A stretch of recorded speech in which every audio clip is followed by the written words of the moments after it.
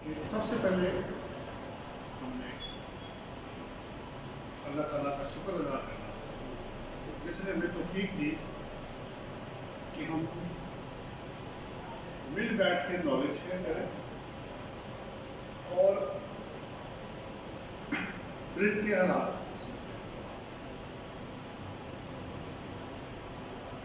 आज का जैसे टॉपिक आपको पता है तो मैंने कहा कौन सा रखना है, तो मैंने क्वेश्चन आंसर सेक्शन पे वापस वही रख लिया क्योंकि अभी 31 अक्टूबर तक आपको पता रिटर्न आ रही है। प्रेशर जो है ना with the passage of time obviously और टॉपिक भी है और कंप्लायंस भी आपको पता है काफ़ी ज़्यादा करनी है। सो कुछ पॉइंट्स में आपके साथ 10 पॉइंट्स में कुछ शेयर कर देता हूँ, उसके बाद जो आपके क्वेश्चन होंगे फिर उसको देखना। आपको नजर आ रहा है आपके सामने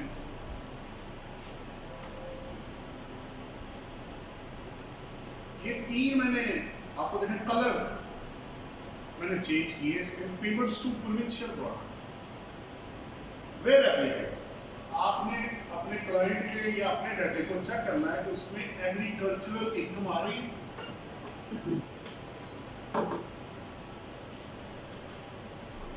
या सेल टैक्स ऑन सर्विसेज अगर एप्लीकेबल था तो दे चुके हैं या बाकी है। और तीसरा वर्कर वेलफेयर फंड जो कि आप सूबों के पास है। तो ये तीनों प्रोविंशियल गवर्नमेंट को दो टैक्सेस है और एक फी है। टैक्स ऑन एग्रीकल्चरल इनकम है और सेल टैक्स ऑन सर्विसेज। और वर्कर वेलफेयर फंड क्या है, वो फी है जो कि पीआरए ने आपसे कलेक्ट करेगी और वो कब करेगा जब आपकी 5 लाख से ज्यादा टैक्सेबल टोटल टैक्सेबल इनकम हो जाएगी। किसी भी इदारे से वर्ड है वहां पे वर्ड है अंडरटेकिंग। अंडरटेकिंग में शॉप, ऑफिस, एओपी, कंपनी सब लोग शामिल।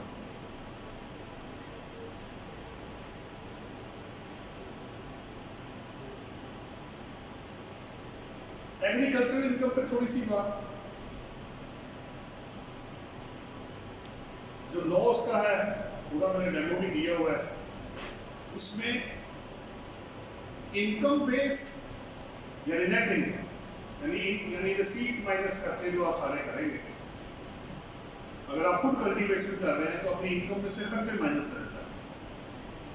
मसलन मेरे पास 4 कनाल जमीन है, अज्यूम कर लें मैंने उससे कल्टीवेशन की 15 लाख रुपए इनकम है, मेरे खर्चे आ गए 10 लाख रुपए, तो बाकी जो बचेगा वो 5 लाख जो होगा वो बेसिकली मेरी एग्रीकल्चरल इनकम होगी। बाकी एग्रीकल्चरल जो लॉ है इनकम टैक्स का जो प्रोविंस का है वो इसमें एक्सपेंसेस भी अलाउ करता है, आप उसको रूल्स के साथ में लाने पड़ेंगे। फिर वो आपको कहेगा एक इनकम बेस्ड हो गया और एक आपसे वो मांगेगा area based, whichever is higher. ये आपने ध्यान में रखना। तो 2 टेबल बनाए हुए उन्होंने, शेड्यूल है या टेबल है 1 और 2, शेड्यूल 1 शेड्यूल 2। पहले के अंदर उन्होंने दिया हुआ है एरिया बेस्ड टैक्स 12.5 एकड़ तक 0% टैक्स। लेकिन अगर आपकी इनकम पे टैक्स ज्यादा हो गया, इनकम में भी काफी रेट्स रैशनलाइज किए उन्होंने। 4 लाख रुपए तक 0% है, 4 लाख से 8 लाख रुपए तक 1000 है और 8 लाख से 12 लाख रुपए तक 2000 का टैक्स इनकम बेस्ड टैक्स। उसके ऊपर है फिर 24 लाख तक आगे फिर 5% है, 12 से ऊपर फिर अगला 10% है और फिर एंड पे 48 लाख से ऊपर अगर इनकम होगी तो उस पर 15%। यानी मैक्सिमम जो रेट है, मिनिमम रेट 0% है और मैक्सिमम 15%। इनकम बेस्ड टैक्स या एरिया बेस्ड टैक्स। एरिया अगर आप ओनर है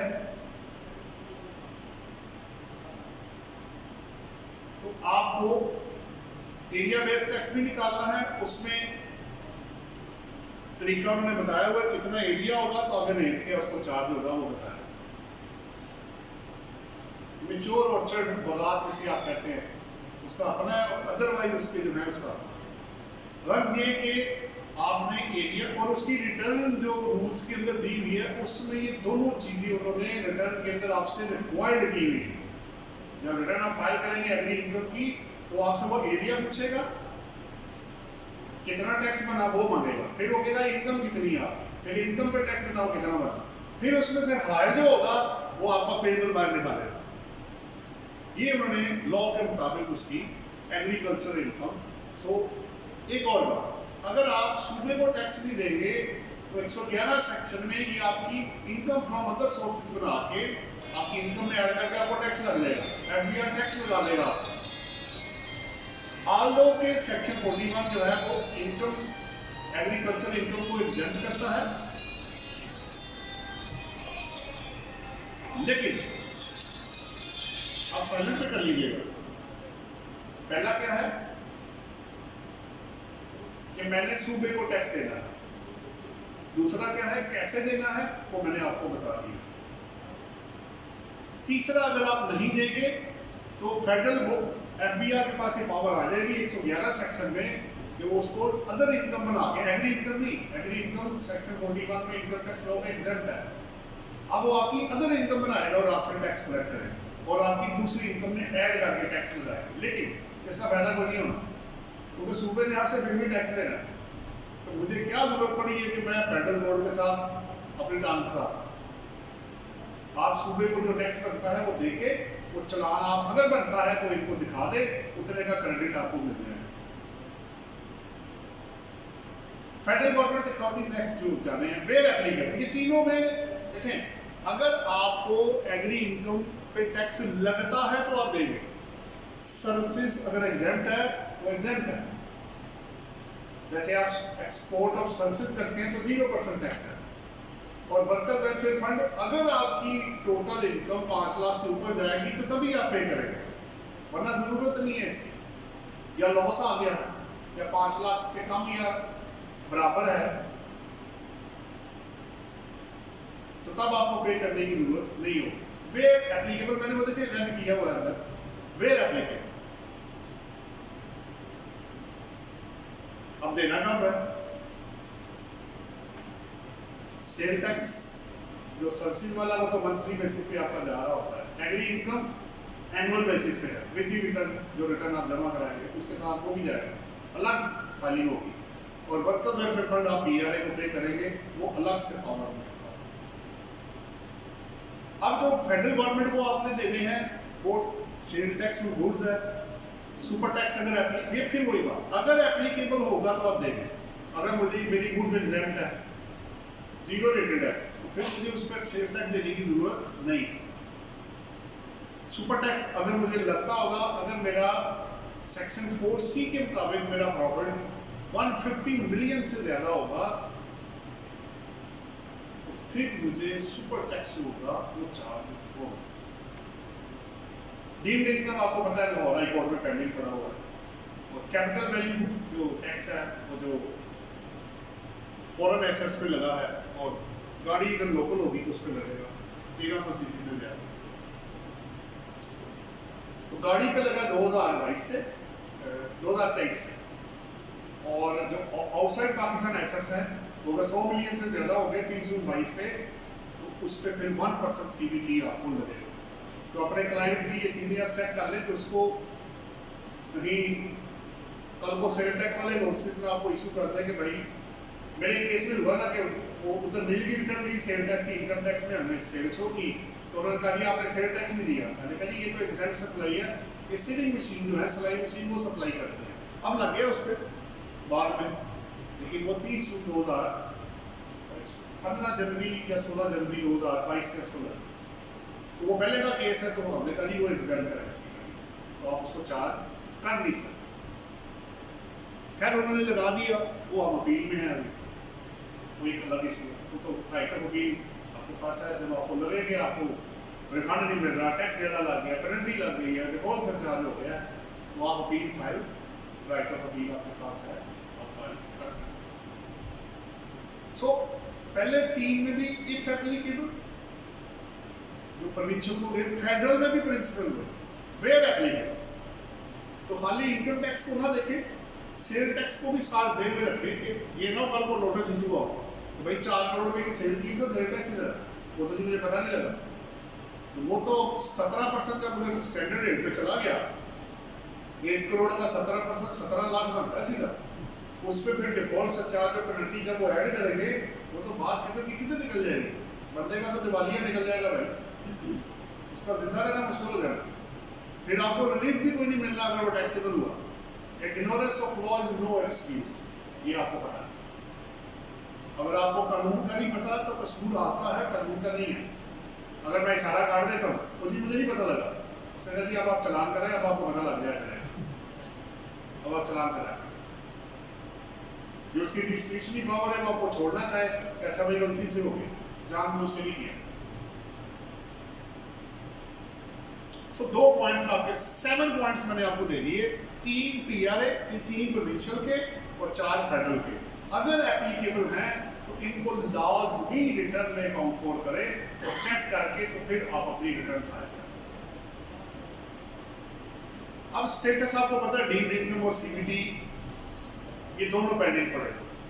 अगर आपके क्लाइंट को सीबीटी कैपिटल वैल्यू टैक्स लग रहा है या डीम्ड इनकम पे टैक्स लग रहा है, तो डीम्ड इनकम में तो उन्होंने कहा अभी आप टाइम ले लें उनसे जब तक फैसला नहीं होता।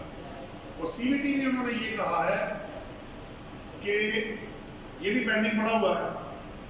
सुपर टैक्स में उन्होंने ये कहा है 22 के अंदर, तो लगना तो ये है, लेकिन 22 के अंदर आप ऐसे करें, पोस्ट डेबिट चेक आप दे दें एफबीआर को, अगर फैसला आपकी फेवर में आ गया तो चेक वापस हो जाएंगे, वरना वो इसको अगेंस्ट हुआ तो कन्वर्ट करके वो पैसे उससे ड्रॉ करें, जो भी फिर फेट होता है टीम का। आगे देखो जी, चौथा क्या है, सुपर टैक्स का मैंने आपको बता दिया, सीबीटी का भी बता दिया। आगे चलो, आगे ये आपको पता है एडजस्टमेंट का कॉलम उन्होंने बाद में ऐड कर दिया था एफबीआर में। उन्होंने कहा जी 1 लाख रुपए तक अगर आपका रिफंड है तो आप एडजस्टमेंट ले सकते हैं। 1 लाख से ज्यादा होगा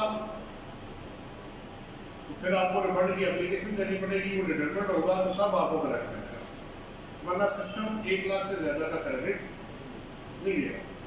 क्यों? इसमें 2 क्वेश्चन है बस, मैं ज्यादा लंबी बहस नहीं करूंगा। इसके पीछे इसकी कोई लीगल बैकिंग कोई नहीं है। आप कैसे 1 लाख रुपए तक का एडजस्टमेंट दे सकते हो, ऊपर नहीं देते हैं। अब उनकी प्ले ये है कि लोगों ने फेक रिफंड क्रिएट किए हुए हैं और एडजस्टमेंट कर रहे हैं। तो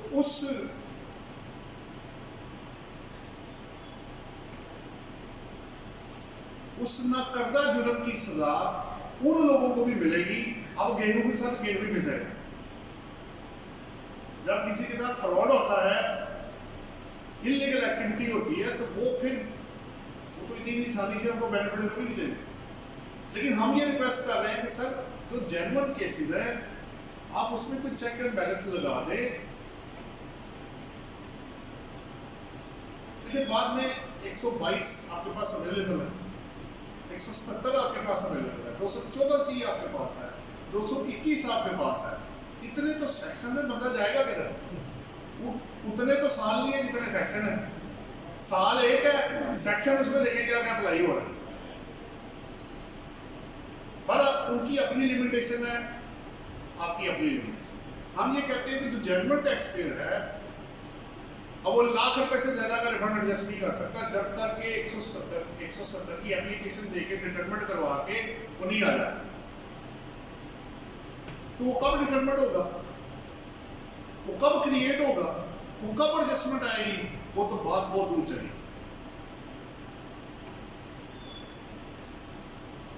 बहरहाल अब दोनों बंदे सही हैं, दोनों अपनी जगह पे ठीक है। हम अपनी जगह पे ठीक कह रहे हैं, वो अपनी जगह पे ठीक कह रहे हैं। इस सूरत में हम फेक वाले को कैसे रिफंड दें? हम कह रहे हैं प्लस का बटन डाले, उसके एप्लीकेशन लिखे और साथ एविडेंसेस लगाए कि कैसे रिफंड बना तुम्हारा। उसको चेक करने में कितनी देर लगेगी? आप अब तो CPR है, पेड है, सारे क्लियर है, तो ज़्यादा देर नहीं लगेगी। इस चक्कर में फिर डिस्प्यूट और तरह के शुरू हो जाएंगे ना।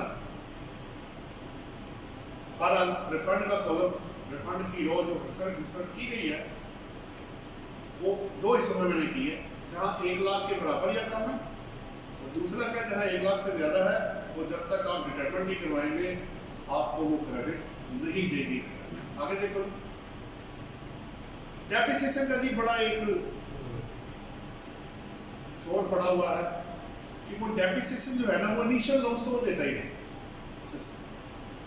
अच्छा, जो कैलकुलेट करता है वो दो हिस्सों में करता है, कुछ 2020 में है, कुछ 21 को 2022 में है, दोनों को जमा करके तो फिर आपको लो कर देता है।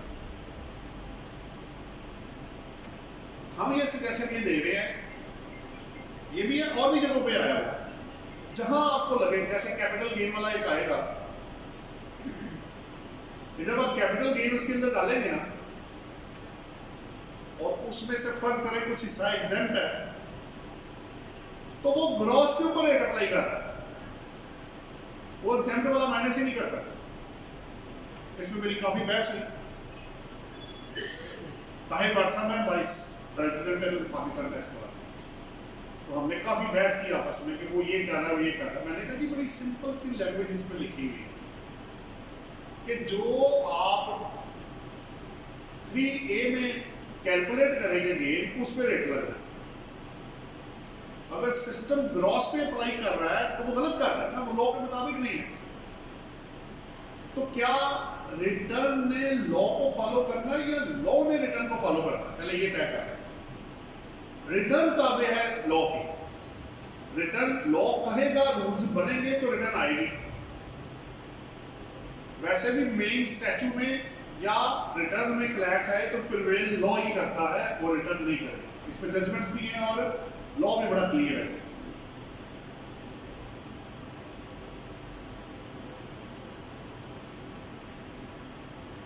सो आप ध्यान से कैलकुलेट कीजिएगा अपनी। अब हल क्या, जितने भी एवरेज है व्हाटएवर, आपने अपनी कंप्यूटेशन बनानी है, उसके मुताबिक जो लॉ के मुताबिक लायबिलिटी बनती है या नहीं बनती है, या जो भी है या फंड है, वो आपने कैलकुलेट करना है, उसको फिर फीड करना है। आप चेक करेंगे मिनिमम टैक्स में भी ऐसा ही है। मिनिमम टैक्स में अक्सर वो क्या कर रहा है कि आपकी तरफ लायबिलिटी बढ़ा देता है। देखिए, अब आपने अगर एक मेरी लायबिलिटी बनती है लॉ के मुताबिक 1.5 लाख रुपए, आपने कैलकुलेट कर दी 2.5 लाख रुपए, तो क्या मैं अब 2.5 लाख दूंगा? वो तो नहीं मैं दूंगा। मैंने तो वो पे करना है जो मुझे लॉ कहेगा, चाहे वो कम है या ज्यादा है, इससे कोई फर्क नहीं पड़ता। कानून जब जो है सो है, वो तो करना है। अब उसमें बेनिफिट टैक्स पेयर का हो या एफबीआर का हो, ये मैटर नहीं करता, जो है वो है। सो आप, मैं क्या कर रहा हूं, 1-2 केसेस में जहां मेरी डेप्रिसिएशन और कैपिटल गेन चीजों का फर्क आया, मैं एक लेटर पकड़ता हूं। लेटर में मैं ये लिखता हूं कि जनाब एज पर लॉ मेरी कैलकुलेशन ये है, मेरी लायबिलिटी ये बनती है, आपका जो सिस्टम है वो उसको ये कैलकुलेट करता है, जो कि इनएडवर्टेंटली ज्यादा कर दिया इतने से। अब इसको एडजस्ट करने के लिए मैंने ये अमाउंट एडजस्ट की है इसके अंदर, ताकि मैं वो वाला टैक्स आपको पे करूं जो मेरा अंडर दी लॉ बनता है। इसमें तो कोई दूसरी लड़ाई नहीं है। जज भी यही पूछेगा आपसे, भाई आप क्या करते हैं? जी मैं वो कैपिटल गेन आया। अच्छा, कितना टैक्स बनता है आपका? जी सर मेरा 1,40,000 बनता है। ठीक हो गया, तो पे कितना किया आपने? मैंने कहा जी 1,40,000। तो वो क्यों आपसे 2,40,000 मांग रहे हैं? मैंने कहा सर इनकी कैलकुलेशन गलत है। कैसे भाई? आप पहले अपनी दिखाएं। ये सर लॉ के मुताबिक। अच्छा, रेट्स वेट करेंगे, सेक्शन वेट करेंगे, आप बताइए आपका क्या है? जी 2,40,000। आपने कैसे लगाया जनाब? उसकी लीगल बैकिंग दिखाओ, वो कहां से है? जब आप ये प्रूव कर देंगे कि आपकी कैलकुलेशन ठीक है, देखेंगे यार पैसे तो दे दिए, लड़ाई किस बात की है? हम कहीं एक दूसरे का साथ खाने बैठे हुए, क्यों जानना वक्त अपना लाया कर रहे हैं? जो बनता था वो उसने पे कर दिया। अब अनड्यू टैक्स या ज्यादा टैक्स तो नहीं आप उससे ले सकते ना। कानून तो किसी का भी नहीं है, ना एफबीआर का, ना आपका, ना मेरा, ना टैक्स पेयर का, ना जज का। तो किसका है? कानून सबके लिए भाई, उसकी इंप्लीमेंटेशन होनी चाहिए। जीत एंड पे टैक्स पेयर की या एफबीआर की नहीं होती, जीत लॉ की होती है, कानून जीतता है अल्टीमेटली। लॉ कहता है तो दो भाई, और अगर नहीं कहता तो जनाब फिर देखे ना, ये कोई जबरदस्ती तो नहीं है। मैं भी एक रिस्पेक्टेबल आपका सिटीजन हूँ, आम सिटीजन समझ लें या ना समझ लें, तो मुझे भी जिंदा रहने का उतना ही हक है, जितनी इनके पास कलेक्शन की पावर है उतनी मेरी जिम्मेदारी है, वो मैंने डिसाइड कर दी है। आप रीजनेबल तरीके से बात करेंगे तो वो बंदा भी सुनेगा, यार अब क्या पीछे रह गया भाई, फिर तुम किस लिए आए हो यार, फिर लड़ाई किस बात की है, किस बात में हम बहस कर रहे हैं। चले आगे देखेंगे। मिनिमम का मैंने आपको बता दिया, जब आप डालेंगे तो वो कैलकुलेशन कभी तक भी सही नहीं कर। एक मिनट, ये मैंने पहले भी वैसे आपको रेज किया था, मैं ज्यादा टाइम नहीं आपका लूंगा, 5-10 मिनट और करके तो आपके सॉल्व नहीं कर पाएंगे। आप जब 34A रूल है, अगर मैं इसको गलत नहीं कर रहा, पीछे आना जरा, बस बस इधर आगे चलो। ये मैंने कर दिया, आगे चलो। ये अदर्स वाला काफी देर से भी हम कह रहे हैं, जब आप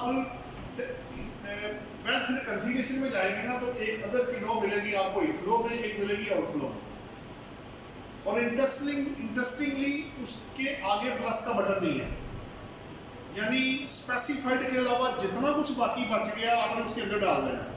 जब आप उसके अंदर डाल देते हैं तो 122 का नोटिस सीधा सीधा है। तो ये क्या, तो मैं ये कह रहा हूं कि उसके साथ जैसे देखें, अगर बैक्स, प्रॉपर्टी, इन्वेस्टमेंट के साथ आप प्लस का बटन डाल सकते हैं, तो फिर अदर्स के साथ क्यों नहीं डाल सकते? वो भी तो किसी बंदे ने ऐड किया था। मैं मेरी 50 प्रॉपर्टी है, मैं अज्यूम कर रहा हूं, तो मैं 50 की 50 डालूंगा अंदर, आएंगी अंदर आपकी 50 की 50। अगर 50 प्रॉपर्टियां आ सकती हैं तो 4 डिफरेंट अकाउंट प्लस में क्यों नहीं आ सकते जनाब? वहां भी प्लस का बटन ऐड कर दें, तो फिर क्या होता है, अल्टीमेटली उसको टोटल ऑडिट में या 122 के अंदर उसको शो कॉज दे दिया जाता है कि भाई ये अदर है, ये क्या है। अब पहले आपने खुद ही मुझे बताने नहीं दिया, अब खुद ही उसको 122 आप लगाई जा रहे हैं, तो मेरे पास जवाब देने के अलावा और वो ऑप्शन नहीं बच जाता। तो अगर वो दे देंगे, ये ऐसे ही है कि मैं आपको कहूं कि प्रॉपर्टियां आपकी 6 है, शो आप 1 कर सकते हैं, तो बाकी किधर जाएंगे? आप तो कंसीडमेंट बना लेंगे। आपने जनाब 5 प्रॉपर्टी किधर है, मैं कहूँगा जनाब मुझे आपने परमिशन ही 1 प्रॉपर्टी की दी है, बाकी मैं 5 किधर डिक्लेयर करूँ, मैं किधर जाऊँ?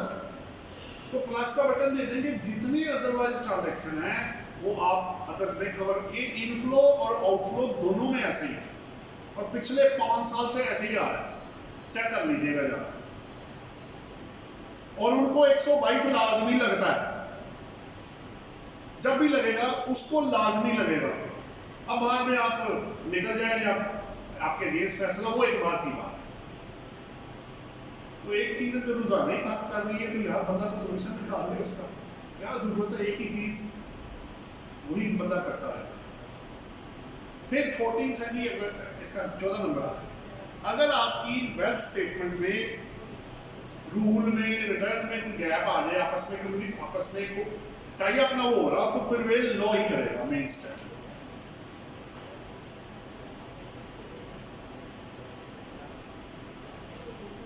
वो मैंने आपको पहले बता दिया, तो मुझे लॉ के मुताबिक जो टैक्स है वो जमा कराना पड़ेगा। नेक्स्ट है ये रूल 34A है, इनकम टैक्स रूल 2002,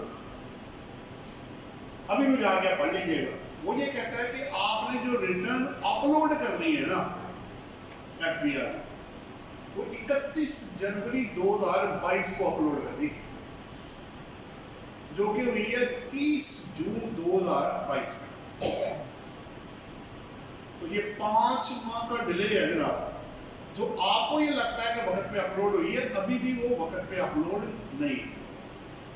अब उसमें मिस्टेक्स है, वो ठीक हो रही है ऐसा ऐसा, वो अपनी जगह, लेकिन आपकी रिटर्न ऑलरेडी 5 मंथ्स लेट, ताकि लोग कमेंट्स दे सके चीजें उसको।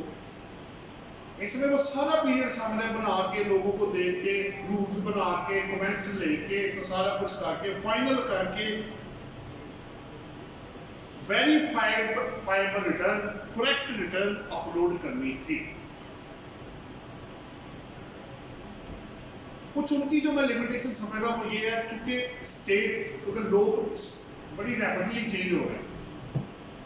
एक बंदा वहां होता नहीं, अगर एक ही बंदा हो या परमानेंट बंदे हो जो काम कर रहे हो, तो शायद उस मैटर को बड़ा इजीली रिजॉल्व किया जा सकता है। जो अब एक दर्दे सर बना हुआ है, आज तक रिटर्न्स में कभी इतनी मिस्टेक नहीं मैंने देखी जितनी अब हो गई। उसकी रीजन मुझे यही समझ आती है कि बैक एंड पे वो करने वाला जो बंदा है वो अवेलेबल ही नहीं। अब जाकर माशाल्लाह कुछ डिस्कशन और इसकी करेक्शन शुरू हुई। बहरहाल आगे चलते हैं।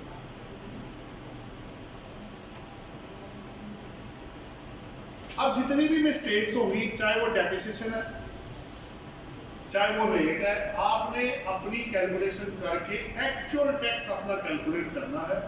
अभी भी आप रिटर्न में जाएंगे ना, एक आपको एक चीज बताता हूँ। मुझे इस्लामाबाद से कोई बात नहीं, उन्होंने कहा कि जब मैं रेंटल इनकम डालता हूँ और साथ business loss during the year डालता हूँ, तो रिटर्न जो टैक्स कैलकुलेट करती है वो लॉस को एडजस्ट किए बगैर ही कर देती है। अब टैक्स मसलन मेरा रेंटल इनकम टैक्सेबल आ गया 20 लाख रुपए, बिजनेस लॉस है मेरा 30 लाख रुपए, तो टेक्निकली तो मुझे कोई टैक्स नहीं लगना चाहिए, लेकिन वो 20 लाख पे without the adjustment of business loss जो ड्यूरिंग द टैक्स ईयर है वो कैलकुलेट कर देता है। वो तो टैक्स बहुत ज्यादा बढ़ जाएगा भाई, बल्कि बनना ही नहीं चाहिए था। So what ever the tax payer will pay, या आप पे करेंगे उसके बिहाफ पे, जो भी होगा बर्डन तो टैक्स पेयर पे ही है। Once the amount will be deposited, तो वापस लेना तो फिर आपको पता है वापस कहाँ पे, दूर के ख्वाब समान है, वापसी का तो अभी कोई चांस नहीं है। वो तो पैसा स्टेट के पास चला गया, आप एडजस्टमेंट ले लीजिएगा। अगर एडजस्टमेंट करेंगे तो फिर वो 1 लाख से ज्यादा होगा तो फिर आपको रिफंड की एप्लीकेशन देनी पड़ेगी, लंबा प्रोसेस है। खैर अभी 31 अक्टूबर तक टाइम है, अभी केसेस का मैंने आपको बताया पेंडिंग पड़े हुए हैं। इसके अलावा अगर आप बाकी रिटर्न्स 4 तरह की आपको पता है, एक सैलरी वाला है, एक नॉन सैलरी है, एक आपका एओपी है और एक कंपनी है, और एक और स्मॉल एंड मीडियम एंटरप्राइज। उसकी रिटर्न रूल्स में नहीं आई, लेकिन उन्होंने ऑनलाइन सिस्टम के अंदर जिसकी 250 मिलियन से कम टर्नओवर होगी और वो मैन्युफैक्चरर होगा, वो रिटर्न अपलोड हुई हुई। तो अगर आपका क्लाइंट मैन्युफैक्चरर है और टर्नओवर 100 मिलियन 250 मिलियन से कम है, तो आप एफटीआर की वो रिटर्न है 100 मिलियन तक 0.25% है, 100 मिलियन से ऊपर पर 250 मिलियन से कम तो फिर 0.5% है टर्नओवर टैक्स दे, फाइनल टैक्स दे घर दे। उसके अलावा जो कटा होगा वो एडजस्टमेंट करके रिफंड लेना। एक ये है, और एक भी आपके लिए जरा फीमेल्स के लिए एक अच्छा इंसेंटिव है, क्योंकि अब मर्द हजरात को बेनिफिट नहीं ले सकते, बाय बर्थ हम लोग मेल है तो मजबूरी है, वो जेंडर तो चेंज करने से हम, तो उसमें फीमेल्स के लिए ये इंसेंटिव है कि अगर किसी भी इदारे में सिर्फ फीमेल ओनर, चाहे वो सोल पार्टनरशिप है, चाहे वो कंपनी है, चाहे वो एओपी है, लेकिन बिजनेस स्टार्ट होना चाहिए फर्स्ट टाइम फ्रॉम 1 जुलाई 2021 या ऑनवर्ड, तो जितना उसका टैक्स बनेगा उसका 25% रिलीफ है उसका, in order to encourage the female entrepreneurs. Business income है, ये क्रेडिट मिलेगा बिजनेस इनकम, वो बिजनेस जो 1 जुलाई 2021 के बाद या ऑन और आफ्टर शुरू होगा, और उसमें ओनर सिर्फ फीमेल होगा। मादरत के साथ मिस हस्बैंड भी अंदर नहीं आ सकेगा, भाई भी नहीं आ सकेगा, फादर भी नहीं है, मतलब बेनिफिट पर्पस में। अदरवाइज आप कर ले पार्टनरशिप उसके साथ तो मसला नहीं, लेकिन बेनिफिट नहीं फिर मिलेगा। ओनली फीमेल ओनर्स, उनको बेनिफिट देने के लिए, ताकि नया कारोबार अगर वो शुरू कर रही है या कर रही है तो 25% का टैक्स में उसको बेनिफिट दिया जाएगा, जो कि टैक्स उसका बिजनेस इनकम में बनेगा। तो ये एक स्पेशल फीमेल्स के लिए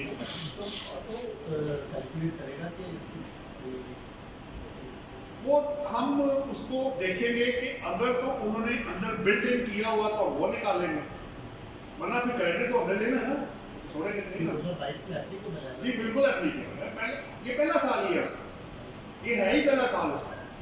जो कारोबार ऑलरेडी हो रहा है या आप तोड़ के बनाएंगे या रिकॉन्स्टिट्यूट करेंगे, उसको ये नहीं मिलेगा।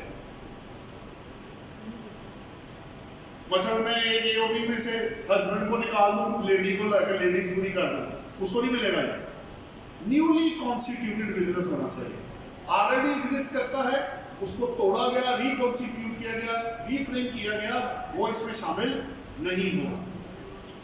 ये भी मेरा पॉइंट इसमें नोट करना, यानी हर बंदे को हर दफा वो बेनिफिट नहीं मिलेगा। सो मिलेगा but subject to fulfilment of condition होगा। अगर आप कंडीशन मेट करेंगे तो आप बेनिफिट ले सकते हैं। बाकी रही बात सैलरी वाले की, उसमें आप ऐसे करें कि मेडिकल अलाउंस का जो 10% का बेनिफिट है वो उसको लेके दें जहां एप्लीकेबल हो।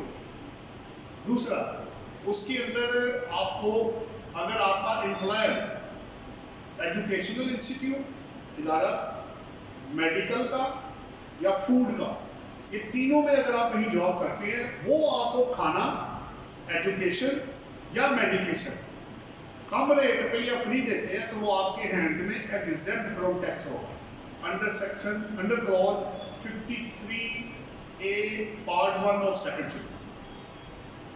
आप ले सकते, पहले एयरलाइंस में भी था, वो नहीं अब हो गया। तो 3 बेनिफिट जो लोग जहां काम करेंगे, वो इन तीनों में से किसी एक या 2 जगह पे जहां काम कर रहे हैं, अगर मसलन मैं पीसी होटल में काम कर, वो मुझे सुबह शाम दोपहर खाना फ्री कर देते हैं, टेक्निकली ये बेनिफिट है, बट लॉ ये कह रहा है कि क्योंकि मार्जिनल कॉस्ट पड़ेगी, उसने तो खाना बहुत ही बनाना है। आप एक क्लास में एजुकेशन देते हैं, वहां इंप्लॉय का एक बच्चा आगे बैठ जाता है या 2 बैठ जाते हैं, तो क्लास तो उधर ही है। तो मार्जिनल कॉस्ट अगर एम्प्लॉय को पड़ेगी तो वो एग्जेम्प्ट फ्रॉम टैक्स हो जाएगा in the hand of employ. एक और बात, अब आप फिक्स्ड बेनिफिट एम्प्लॉयर से नहीं ले सकते। मैंने कहा जी ये आपका टेलीफोन का अलाउंस आपका 50,000 फर्ज कर ले, जब तक आप मुझे एक्चुअल एक्सपेंसेस नहीं दिखाएंगे, मसलन आपने लिया 50,000, आपका एक्सपेंस हुआ 10,000, तो पहले लोग 50 का 50 एग्जाम करा लेते थे। अब आपको बाकी 40 की एग्जम्पशन नहीं मिलेगी, आपको एक्चुअल एक्सपेंसेस की बेस पे एग्जम्पशन दी जाए। तो ये भी एक इसमें एप्लीकेबल है। प्लस आ जाते हैं कि आप जितने भी टैक्स क्रेडिट रिडक्शंस जो रिटर्न के अंदर बिल्ट इन है, उनको जरूर देखें। जहां जहां बेनिफिट हो सकता है, टैक्स क्रेडिट है 61 से लेके 64 तक, या टैक्स रिडक्शन है आपका फुल टाइम टीचर और रिसर्चर है,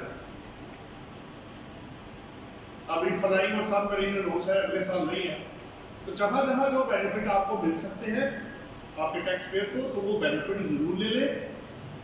और उसके बाद फिर ऑब्वियसली जो भी बनेगा, फिर MIS सिस्टम जरूर चेक करना है, इंफॉर्मेशन और MIS सिस्टम। अक्सर नोटिस वहां से आ रहे हैं क्योंकि कुछ चीजें लोग स्किप कर देते हैं, ये नहीं कि जानबूझ के, कई दफा हो जाता है। मसलन आपने वो प्रॉपर्टी खरीदी है, एक बंदे को हमने कहा कि भाई वो आपने प्रॉपर्टी खरीदी है, नहीं खरीदी है, कैसे जी? MIS सिस्टम में आपका नाम आ रहा है, नहीं जी ये मेरी प्रॉपर्टी नहीं है, मैंने नहीं पैसे दिए। मैंने कहा भाई सिस्टम दिखा रहा है, बाद में पता चला उनके वालिद साहब ने पैसे दिए हुए थे। और अब अगर आप शो नहीं करेंगे, कवर नहीं करेंगे वालिद साहब की तरफ से, तो वो तो कंसीलमेंट बनाएंगे पहले आप, फिर वालिद साहब ने कहा से लिया, वो शो करेंगे।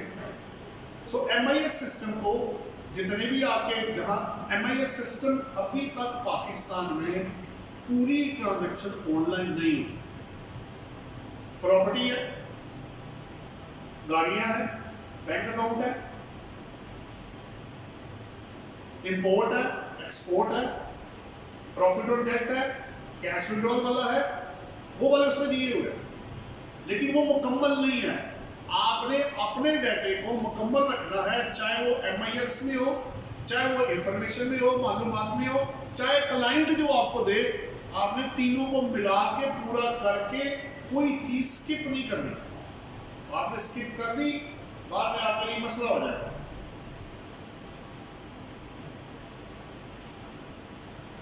पहले आप वेल्थ स्टेटमेंट रिवाइज कर लेते थे 2017 तक असेसमेंट होने से पहले। अब अगर आपको 122 का नोटिस इशू हो गया, अब आप वेल्थ स्टेटमेंट भी रिवाइज नहीं कर रहे, वो नहीं होगा, वो मानेंगे नहीं, वो फिर कंसीलमेंट बन जाएगी। सो अब सबको जमा करके क्रक्स ये निकल रहा है कि अब कंप्लायंट टैक्स पेयर ही आगे जाएगा।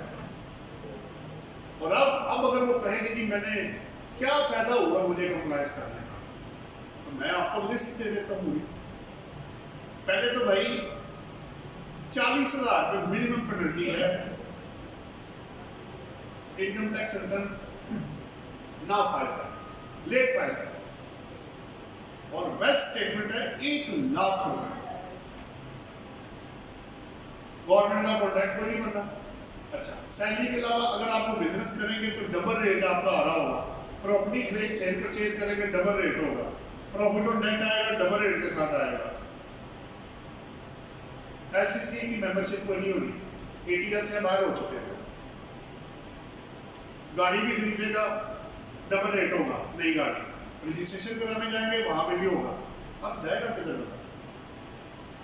कैसे सर्वाइव करेगा? तो ऑप्शन क्या बच गई? Compliance of law. अब कंसल्टेंट की जिम्मेदारी डबल से भी ज्यादा होगी।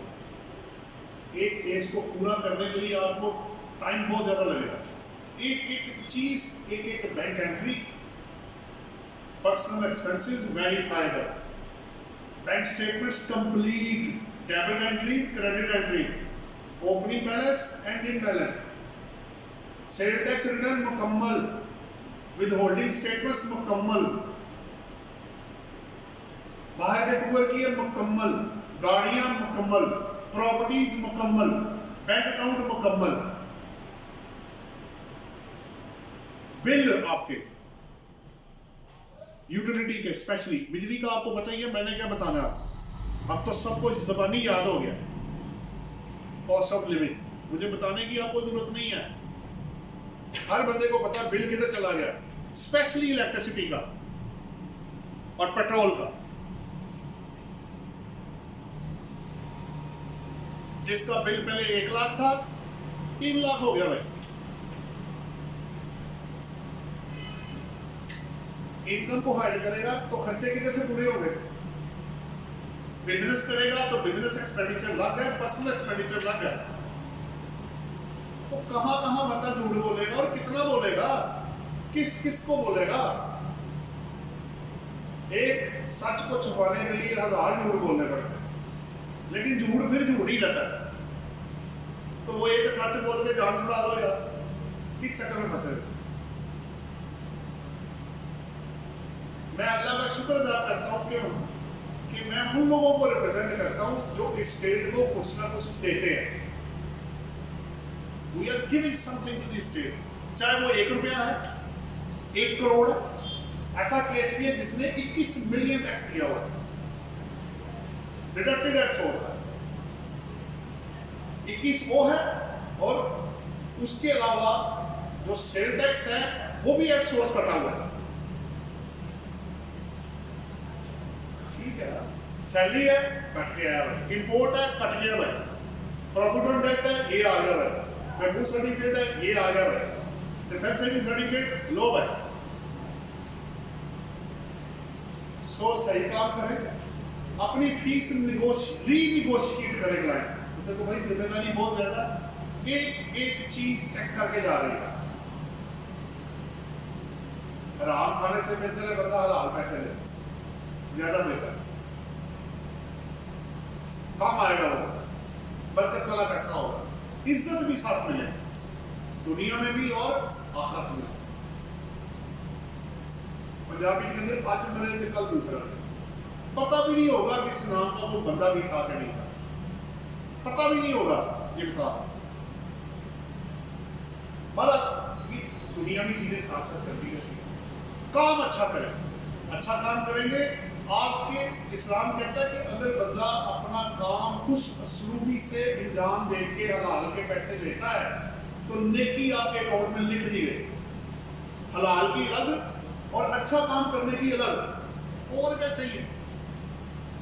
तो मशवरा अमानत के तौर पर रहेगा। उसको बंदा आता है उसको गलत मशवरा कभी मत दे, मैं नहीं देता कभी, वो जो मर्जी कहता रहे, मैं कहता भाई वो तुम्हारा फेल है, तुमने ये करना है और ऐसे करना है। उतनी, ये तो अब अल्लाह जानता है या मैं जानता हूँ, उतनी हमारी फीस पे लड़ाई नहीं होती जितनी टैक्स के लिए हम एफआईआर के लिए लड़ रहे होते हैं। तो भाई पैसे दो, ये बनता है तुम्हारा, ये दो इसको।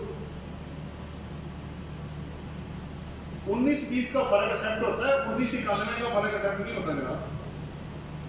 हमारा पर्पस था आपके तक कुछ चीजें पहुंचाना।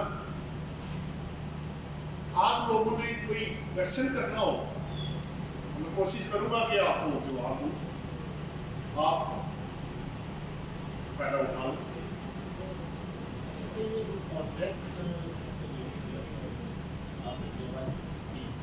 माइक ना यूज कर ले, बात सुने, माइक है यार, वो दूसरों को भी आवाज आ जाएगा। लाइट आई है कि नहीं है? सवाल ठीक नहीं है सर, आज कोई बात सर।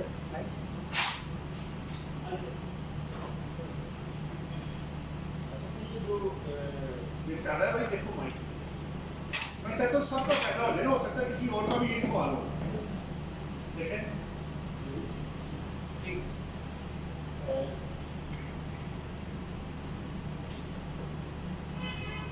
देखें सर, ये जो 150C इसमें कॉन्ट्रैक्ट से ये जो है 7% जो है वो आपका गवर्नमेंट की, आप कॉन्ट्रैक्टर हैं, गवर्नमेंट आपका 7% काटती है। इसका जो हमने टैक्स के अंदर जो ट्रीटमेंट करना है, इसको सिंपल जैसे आम प्रॉफिट एंड लॉस अकाउंट बनाते हैं उसी तरह शो करना जी, उसी तरह ही ये मिनिमम टैक्स है। आपके प्रॉफिट के ऊपर टैक्स, टैक्सेबल इनकम पे टैक्स, या ये वाला टैक्स, व्हिचएवर इज हाई।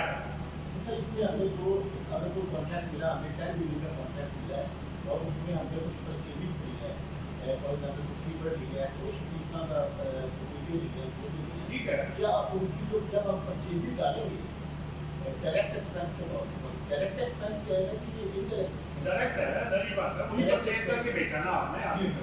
तो सर वो जो उसकी जो कॉस्ट डालेंगे उसकी खाली और ये परचेजिज हैं, डेट की सपोर्टिंग डॉक्यूमेंट थे, वो तो हमारे पास इतना नहीं है। वो ये चीज़ एक्चुअली बात पता कि आप ऑडिट ना एफटीआर वाले का भी हो सकता है, लेकिन उसमें इशू ये आ रहा है कि सपोर्टिंग का तो उनको वो फायदा नहीं होगा, लेकिन वो विदहोल्डिंग टैक्स आपसे मांग रहे हैं। अगर उस पर टैक्स बनता है 153 का, आप एक्चुअल विदहोल्डिंग एजेंट हैं और उस पर अप्लाई होता है, तो वो 160/205 में पहले 44(4) की कंसीडरेशन लेंगे, उसके बाद फिर आपका 160/205। हमारा गवर्नमेंट ने काटा हुआ है, हम कॉन्ट्रैक्टर हैं, गवर्नमेंट हमारा टैक्स काटती है। वो तो आपकी कॉन्ट्रैक्ट पे कट गया ना, वो तो सेल हो गई आपकी, कॉन्ट्रैक्ट रिसीट हो गई आपकी, सब सेल होगी। अब मैंने उसका प्रॉफिट लॉस अकाउंट बनाना है ना, बनाया फाइल आपने, करनी तो परचेजिंग डाली ना आपने, चीजें खरीदोगे तो बेचोगे ना। जी सर, मैं यही कह रहा हूँ कि उसकी पेमेंट सपोर्टिंग नहीं है, इंडिया लिया, मैंने सीमेंट लिया, उसके पेमेंट डॉक्यूमेंट्स नहीं है। देखिए डॉक्यूमेंट्स ना होना इतना खतरनाक नहीं है जितना, देखिए दो चीजें अलग अलग है, एक इनकम टैक्स है, एक सेल टैक्स है। सेल टैक्स में अगर आपके पास सपोर्टिंग डॉक्यूमेंट नहीं है तो इनपुट तो आपको मिलना नहीं, उन्होंने सेल टैक्स भी आपका काट लेना है, वो पैसा स्टेट का होगा, 7% आपका कॉन्ट्रैक्ट का हो गया, और अगर गुड्स में स्टैंडर्ड रेट 17% लगा हुआ है तो 17% वो भी वो काट लेंगे, ये दोनों चलेंगे उनके पास। मेरे पास 2-3 केस इस तरह के, ये जो भी मैं आपको बता रहा था, यही बता रहा था जिसके पैसे पहले काट जाते हैं। 21 मिलियन का टैक्स पाई गया हुआ, इनकम टैक्स से निकाल रहा है।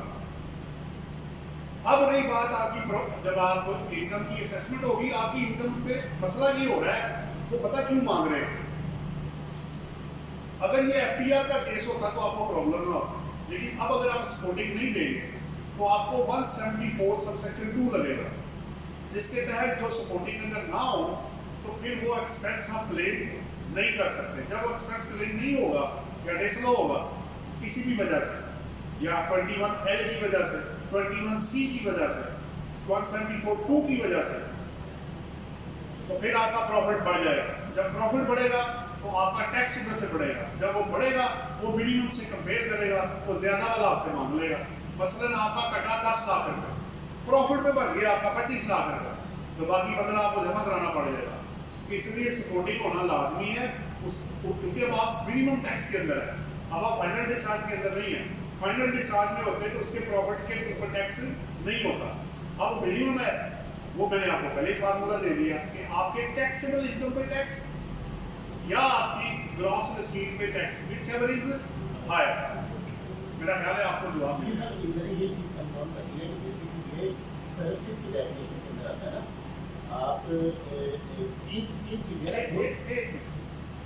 153(1)(a) है गुड्स, B है सर्विसेज और C है कॉन्ट्रैक्ट। अब कॉन्ट्रैक्ट के अंदर अगर आप परचेजिंग प्लस सर्विसेज दे रहे हैं तो वो कॉन्ट्रैक्ट का हिस्सा ही बनेगा, वो कॉन्ट्रैक्ट ही लिया जाएगा। ठीक है, अब रही बात कि आप उसके दो हिस्से करेंगे परचेजिंग के पॉइंट ऑफ व्यू से। जो आप गुड्स लेंगे, ठीक है, वो आएगा 153(1)(a) में 4 या 4.5% पे, और सर्विसेज आएगा आपका 3 या 10% पे। ठीक है, वो अलग अपनी जगह पे रहेगा। सो ये अलग अलग ट्रीट होगा, लेकिन सपोर्टिंग डॉक्यूमेंट चाहे गुड्स है या सर्विसेज है वो होना आपके पास लाजमी है। क्योंकि 174(2) जो कहता है वो कहता है कि कमिश्नर आपके एक्सपेंडिचर जो आप क्लेम करेंगे डायरेक्ट या इनडायरेक्ट दोनों, expenditure means profit and loss में एक्सपेंस, तो जहां आप सपोर्टिंग डॉक्यूमेंट नहीं देंगे या वो वेरीफाइबल नहीं होंगे तो पार्टली या फुली वो उसको डिसअलाउ, क्योंकि असेसमेंट में 2 सेक्शन लाजमी होते हैं, 174 और 21। इसके बजाय जनरली असेसमेंट आपकी नहीं होती। तो आप जिसमें फंस गए, आपने नॉन कंप्लायंस की सेक्शन 21 की, 21L की क्रॉस चेक में नहीं दिया, या C की टैक्स नहीं काटा, या 174(2) सपोर्टिंग ना दिया, तो तीनों में से किसी एक जगह या दोनों जगहों पे जाके आपकी वो डिसअलाउंस कर सकते हैं। आपका कोई और सवाल? जी सर, एक सवाल हो रहा है कि अगर मुझे किसी प्रॉपर्टी में क्लियर होता है, उसके अंदर मैं एक ट्रीटमेंट इसका कर देता हूँ, फिर फाइनल पे, मिनिमम पे या एवरेज का जो टैब है उसमें जाके मैंने कर दी, उसकी वैल्यू लिखी और टैक्स इसलिए कैलकुलेट कर दिया। अगर विदिन 3 ईयर्स किया टैक्स में कैलकुलेट कर दिया। अब मैंने जो इसको अपनी इनकम शो करना है 5 हैड्स हैं, वो किस हैड में जाते हैं? कैपिटल गेन को जी, कैपिटल गेन बेचा क्या था? प्रॉपर्टी। कैपिटल गेन के अंदर पहला जो कैपिटल गेन का पार्ट है ना, पहला पार्ट है कैपिटल गेन, जो सबको कवर करता है। आप पहले 2 चीजें अलग अलग कर लीजिए। एक्चुअली ना कैपिटल गेन के अंदर ना 4 चीजें होती हैं। एक है 37 के अंदर, आता हूं, फिर 37 के अंदर है प्रॉपर्टी, वो भी 37(1)(a) के अंदर हो गए। फिर आपका आता है 37(a), वो है सिक्योरिटीज, जिसमें वो शॉर्ट टर्म सिक्योरिटीज और लॉन्ग टर्म वो उसमें जाएगा। जो प्रॉपर्टी आपका है ये सेपरेट ब्लॉक के अंदर कवर्ड है, इसको नॉर्मल इनकम में आपने जमा नहीं करना, इसको आप लेके जाएंगे फिक्स्ड वाले रिजीम के अंदर, वहां जाके लिखेंगे 1 साल के अंदर जो बेचा, 2 साल के अंदर, 3 साल के अंदर। इसने नॉर्मल में नहीं आना, इसको नॉर्मल में लेके भी मत जाना, वरना वो आपकी इनकम में ऐड करके टैक्स लगा देगा। इसमें जाना है फिक्स और उसके अंदर, वहां आप जाएंगे, जो रेट आप पे एप्लीकेबल होगा वो आप देंगे। 15% उसका 12.5 जो भी शुरू होता है 15 से लेके ऑनवर्ड आगे तक कम होता जाता है पीरियड के साथ। तो 4 साल बाद मेरा हाल 0% है, 22 की लिए बात हो रही है। तो वो सेपरेट ब्लॉक या फिक्स के अंदर आप उसको लेके जाएं। ऊपर जो पड़ा हुआ है 5 हेड्स ऑफ इनकम के अंदर, वो वाला गेन है। जो सिक्योरिटीज वाला है वो सेपरेट ब्लॉक उसका रेट अलग है, उन्होंने उसको अलग ही कर दिया हुआ है। और जो ऊपर बचा हुआ है वो इमूवेबल प्रॉपर्टी और सिक्योरिटीज के अलावा जो बचेगा ना वो ऊपर चला जाएगा। कैपिटल एसेट्स वो वाले जो इनके अलावा होंगे, जैसे Juli material first day cover वाला है, प्राइवेट कंपनी के शेयर है, पब्लिक कंपनी में जो नहीं आएगा वो ऊपर जाएगा, क्योंकि उसमें आपकी और कोई इनकम अगर हुई तो उसमें ऐड करके टैक्स लगेगा। सर जी इसकी एक ही एंट्री होगी, इधर ही एंट्री होगी जी एक जगह भी है और एक इसको वेल्थ में। जी वो वेल्थ में आएगा, बिल्कुल ऐसे ही। आपका कोई और सवाल तो नहीं? सही हो गया, अब ऐसे कर चलो जी सर। सर 236 के मुझे भी चाय दे दीजिएगा जी। 236 के सबसेक्शन 3 हाँ जी, उसमें वो कहते हैं कि जब इंस्टॉलमेंट्स पे दी जाएं तो ये टैक्स भी इंस्टॉलमेंट में आ जाएगा। इसके साथ में लिया जाए। अब उधर से कहा जाता है कि एफडीआर रेट के ऊपर 236 के कटते जब उस स्टार्ट पर जाते हैं तो वहाँ हम पूरा जो प्रॉपर्टी 50 लाख की है जी, तो जी। उसके मुताबिक देते हैं एफडीआर रेट पे। जी यहाँ हम खरीदते हैं तो 80 लाख की है जी तो ये 30 लाख पे ज़्यादा जाता है। तो क्या ये बेहतर क्या है? नहीं एक मिनट, आपने ये कहा, आप दो सवाल मिक्स कर रहे हैं। पहला आपने ये कहा कि जब हम इंस्टॉलमेंट में पे करेंगे तो 236 के सबसेक्शन 3 ये कहता है, अगर किस गाड़ियों में भी ऐसा ही है, अगर आप बसों में इंस्टॉलमेंट में पैसे देंगे तो रजिस्ट्रेशन कराते वक्त वो जो पेमेंट होगी उसके मुताबिक आपका टैक्स होगा, किस्तों में ले लिया जाएगा आपसे, वो ठीक है। अगर वो ऐसे कर रहे हैं तो ठीक है, नहीं कर रहे तो पैसे नहीं जाते आपके कहीं। वो जो पेड हो गया हुकूमत के खजाने में चला गया, वो मैं रिकवरी या एडजस्टमेंट उसकी करा लूंगा, वो कोई मसला नहीं है। पैसा नहीं, अल्लाह के फजल करम से जो ड्यू पैसा जमा होता है ना वो जाता नहीं कहीं। अगर आप उसका चलान आपके पास है, एविडेंस आपके पास है तो क्रेडिट आपको मिल जाएगा, पहली बात तो ये। अब जो वैल्यू का जो आप कह रहे हैं, देखें उन्होंने आपको पता है जैसे गाड़ी खरीदती हैं तो एक वैल्यू होती है, उस वैल्यू का उन्होंने आपसे वो टैक्स मांगना। एक नई गाड़ी का हो जाएगा 231 बी है शायद या 34 बी है ऐसे करके, और दूसरा आपका 234 के अंदर है जो नॉर्मल जो आपका रजिस्ट्रेशन के वक्त होगा वो अलग होगा। तो ये दोनों अलग अलग है। टाइमिंग हो सकता है इसमें थोड़ा बहुत आगे पीछे हो जाए, बट टैक्स मेरा जो बनता होगा रेलिवेंट सेक्शन के मुताबिक वो मैं उसी को जमा कराऊंगा और वैल्यू भी वही लूंगा ओबियसली जिस पे मैं परचेज कर रहा हूँ, या जो रजिस्ट्रेशन की वैल्यू बनती है उसी पे वो आपसे लेगा। 2018 का साल है, मुझे बैंक आज पूछ रहा है कि 236 के आपने इंस्टॉलमेंट पे नहीं काटा अपने क्लाइंट का, मैं सोसाइटी। अच्छा सोसाइटी की बात हो रही है। अच्छा वो कहते हैं कि आपने इंस्टॉलमेंट पे टैक्स नहीं काटा, रजिस्ट्री हो चुकी है, 236 की कंप्लायंस मुकम्मल हो चुकी है, वो अपने नाम करवा चुके हैं। उसने रजिस्ट्री कब कराई थी? उसने जाके के फर्स्ट के 20 में करवा ली है। अच्छा। 22 को मुझे नोटिस आया ठीक है, आपने के कब पे किया था? कि पार्टी ने पे कर दी, मैंने पे डिडक्ट नहीं किया। नहीं उसने पे कर दिया था पे कर तो ठीक है, फिर तो बोले कि 2 दफा तो नहीं ना टैक्स लेना आपने, वो कहते हैं इंस्टॉलमेंट में आपकी पेमेंट ज़्यादा आई है। तो फिर आप वो चेक कर लेना पहले कि आपने जिस पे उसको वैल्यू डाली है तो 236 के उसमें लिखा हुआ है ना उसके अंदर कि किस वैल्यू पे लेना है। अब उसने किस वैल्यू पे किया है वो चेक कर ले, क्योंकि अगर डिफरेंस आ रहा है फिर क्वेश्चन उसका वैलिड बनता है। क्योंकि अगर सही वैल्यू पे टैक्स नहीं दिया गया, अंडरस्टेट किया गया है, ओवरस्टेट हो जाए तो कोई इतराज नहीं, अंडरस्टेट होगा तो फिर आपको जवाब देना पड़ता है कि भाई ये तो आपने टैक्स पूरा जमा नहीं कराया। तो आप उसके मुताबिक वैल्यू चेक कर लें।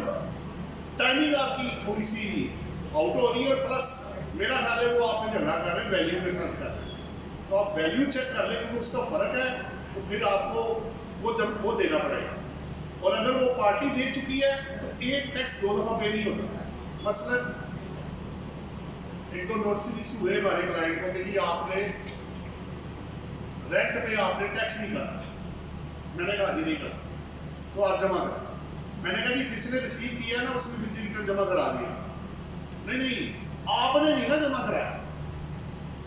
मैंने कहा अच्छा, मैं कहा सर एक बात तो बता। कहते वो क्या? कहते आपने टैक्स 1 दफा लेना है या 2 दफा? कहते जी 1 दफा। मैं कहा वो तो ले लिया आप, इससे क्या फर्क पड़ता है? लेकिन बेहतर यही है कि जो बंदा जो विद होल्डिंग एजेंट है वो काट के जमा करा, ज्यादा बेहतर यही है। ये बात ठीक है कि अगर जमा हो गया लेकिन वो लेट जमा हुआ होगा ना, तनख्वाह मैं ग्रॉस देता गया, टैक्स साल के बाद जमा हो रहा है, तो वो फिर डिफॉल्ट सरचार्ज आ जाएगा उसमें, और क्या होगा, वो कितना बच जाएगा। अगर आप 2 लाख टैक्स नहीं काटते, 12% उसमें पड़े तो कितना बच जाएगा। एक बात कर रहा हूँ, तो इतना ज़्यादा अमाउंट बनती नहीं है, छोटी चीज़ें वो भी नहीं इतना देखते। चलो यार ठीक है, बड़ी बात करते हैं, आगे चलो। 2,000 50,000 ये मैटर नहीं करता, मैटर करती सब्सटेंशियल चीज़। 50 lakh 1 crore 15 million substantial amount की तरफ आता है। बड़े इशू रिजॉल्व बनाए, छोटे फ्री हो जाएंगे साहब जी। वैल्यू सर आप ज़रा वेरीफाई कर लीजिएगा, क्योंकि अगर बनता है तो फिर देना, और अगर नहीं बनता फिर।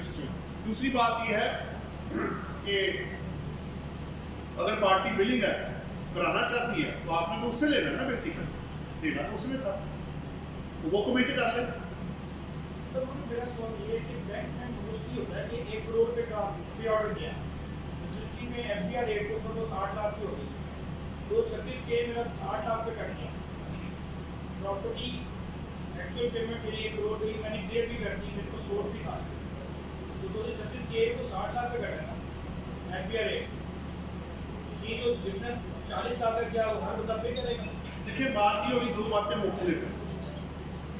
एक तो ये है कि अगर आपने बुक्स में डाला ही 1 करोड़ है, तो 111 का तो आपने फर्दर रिजॉल्व कर दिया, क्योंकि आपने 60 का आपने खरीदना था, 1 करोड़ का 60 लाख आपने डाल दिया, और 1 करोड़ को अपने वेल्थ कैश फ्लो के अंदर लेके आपने सोर्स तो आपने क्रिएट कर दिया उसका। 111 वाला मसला तो हल हो गया। दूसरी बात अब ये है, 236 के में पढ़ना पड़ेगा वो वैल्यू यूज कौन सी करना। ये तो 236 की खोले, 236 के, और वो जो वैल्यू यूज करता है वो वैल्यू कौन सी है, वो मेंशन नहीं किया साहब, मैंने लिखा हुआ वहाँ पे, ऐसे नहीं है। आपका मैं सवाल ले ले तो मुझे किताब याद लगा दे, ला दे। हेलो, वो ऑर्डिनेंस की किताब दे, आपका सवाल ले लेते, उसके पहले किसी और का कोई क्वेश्चन है तो वो कर। आपका मैंने सवाल ले लिया।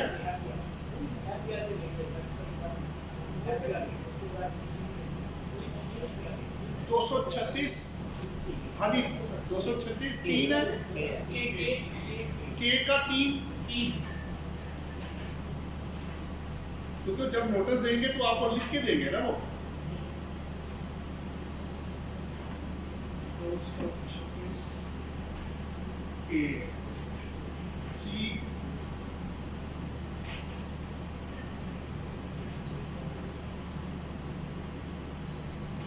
के 3 है जी।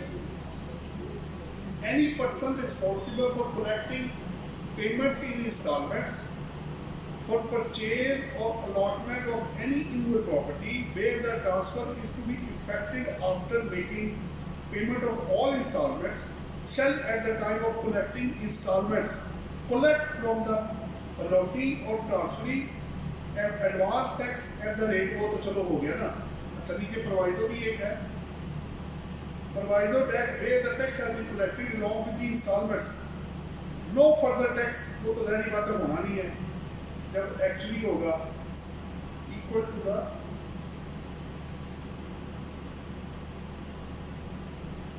अब यहाँ तो क्लियर है कि जो पेमेंट आप करेंगे वो तो अमाउंट वो क्या है, यहाँ एफबीआर के रेट का तो अगर हम दूसरी शक्ल में हमेशा क्या रेट असल में पता क्या है,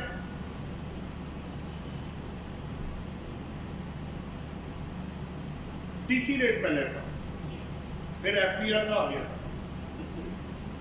साथ आपका फेयर मार्केट वैल्यू है।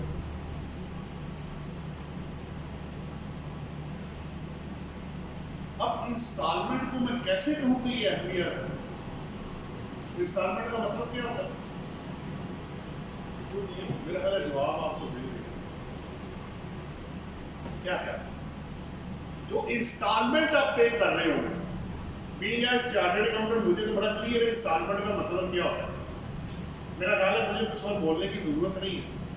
जो किस्त आप उसको दे रहे हैं उस अमाउंट पे उन्होंने आपसे टैक्स कलेक्ट करना है। क्या यहाँ वर्ड एफबीआर का रेट यूज हो रहा है? क्या कहीं लिखा है कि ये पुराने सेक्शन में जाके पढ़े? डिस्क्रिमिनेशन है नहीं कैसे वहाँ मतलब एफबीआर रेट पे देके मारे हो गए एफबीआर रेट मतलब इंस्टॉलमेंट पे ले रहे हैं एफबीआर को रेट आप यूज करते हैं बेसिकली रजिस्ट्री पर्पस के लिए या डीसी रेट आप यूज करते हैं। अभी भी वो जगह जहाँ पे एफबीआर का रेट नहीं है डीसी पे रजिस्ट्री हो रही है।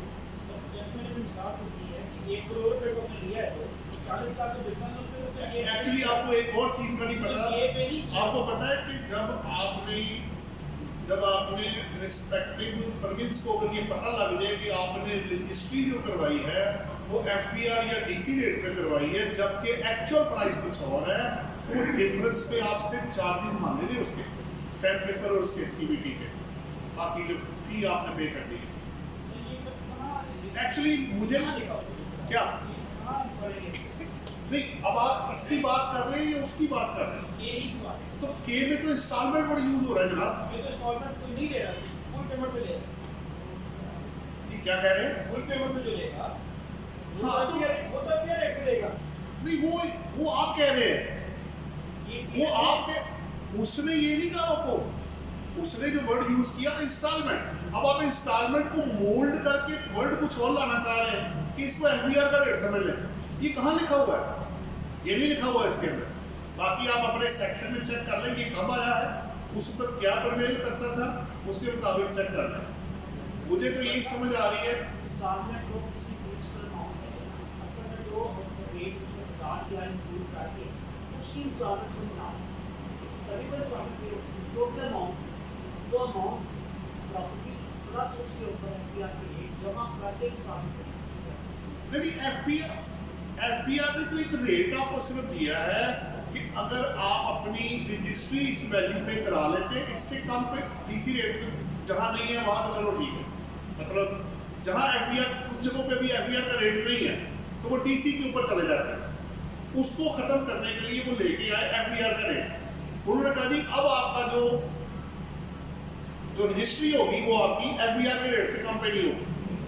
वो आपने कहा ठीक है, लेकिन अगर आपकी एक्चुअल सेल पर आपकी प्राइस डिफरेंट है और वो आप बुक कर देते हैं तो एफबीआर को कोई इतराज नहीं है। ये इस एक्सटेंट तक है। अब अगर आप 236 के में जाएंगे वहां बड़े इंस्टॉलमेंट है, वहां उसने ये नहीं कहा कि जो एफबीआर का रेट है तो वो आप पे करें, ऐसी चीज वहां नहीं लिखी हुई है। इंस्टॉलमेंट तो उसकी रेट की है जो टोटल अमाउंट है उसकी इंस्टॉलमेंट की है अगर एक अमाउंट प्रति उनकी वैल्यू का ही तो सब यही तो फर्क आ रहा है ना। वो ये कह रहे हैं कि एफबीआर का रेट है 60 लाख रुपए और मैंने खरीदा 1 करोड़ का, तो 236 के किस पे होगा ये कह रहे हो? ऐसे ही है ना, बात खत्म होगी सर। यही तो मैं कह रहा हूँ। ये पहले भी सवाल रहे, ये नहीं कि ये को पहली दफा आप कर रहे हैं। मेरे कुछ क्लाइंट है, उन्होंने कहा जी कितने, मैंने कहा जी आप एक्चुअल पे आ जाए, आप इस चक्कर में ना पड़े, थोड़े से खर्चे आपको पड़ जाएंगे, आप इस पे चले जाए, बेहतर है। यानी इसका मतलब सिंपल ये है कि आप एफबीआर के रेट को छोड़ के ये एडजस्टेबल है जो एग्री वो तो ठीक रिटर्न बन रही है हाँ। तो पे को निकल मैं पे कर दूंगा, मैं क्यों पहले उसमें 40 लाख को जब एफबीआर रेट में कट रहा है। एक्चुअली ये है कि कटेगा तो एडजस्टेबल होगा ना, वो तो विद रिटर्न डिमांड थोड़ी है, वो तो basically eight the time of maximum का ये मसला फंसा हुआ है। 236 के विद होल्डिंग का सेक्शन है ना, वो इनकम का सेक्शन थोड़ी है, वो तो जिसने रिसीव करना है उस वक्त उसने लेना था, उससे फर्क है ना दोनों में। बहरहाल ठीक है, पॉइंट आपका अपनी जगह पे है। हाँ जी, और किसी का सर जहाँ पे एक जहाँ पे एफबीआर के रेट से अप्लाई नहीं हो रहे, जैसे जगह आप शुरू से आगे हैं कुछ होगी जी ऐसे ही है जगह ऐसे ही। सर, वो उसका क्या करें वो तो फिर एग्रीमेंट टू सेल वाली प्राइस ले लेना उसके लिए सेवन है कि वो 1% वैल्यू जो है ठीक है। 1% जो है उसी वैल्यू पे रजिस्ट्री वाली वैल्यू पे ले रहे हैं। देखिए बेस्ट हाल तो यही है, वक्ती तौर पे परेशानी होगी, ठीक है। बेहतर यही है कि अब मैं जो सजेस्ट लोगों को कर रहा हूँ कि आपने जो एग्रीमेंट टू सेल में प्राइस लिखी है ना, आपने उसी पे ही आना बस। बाकी ये जो वो जी पहले डीसी था, फिर एफबीआर, फिर ये तो फिर वो, तो मैं घूम के अब आना कहाँ पे है? कल को प्रोविंस ने केस खोल दिया, फिर आप क्या करेंगे? उसकी पेनल्टीज बहुत हैवी है। तो बेहतर यही है कि जो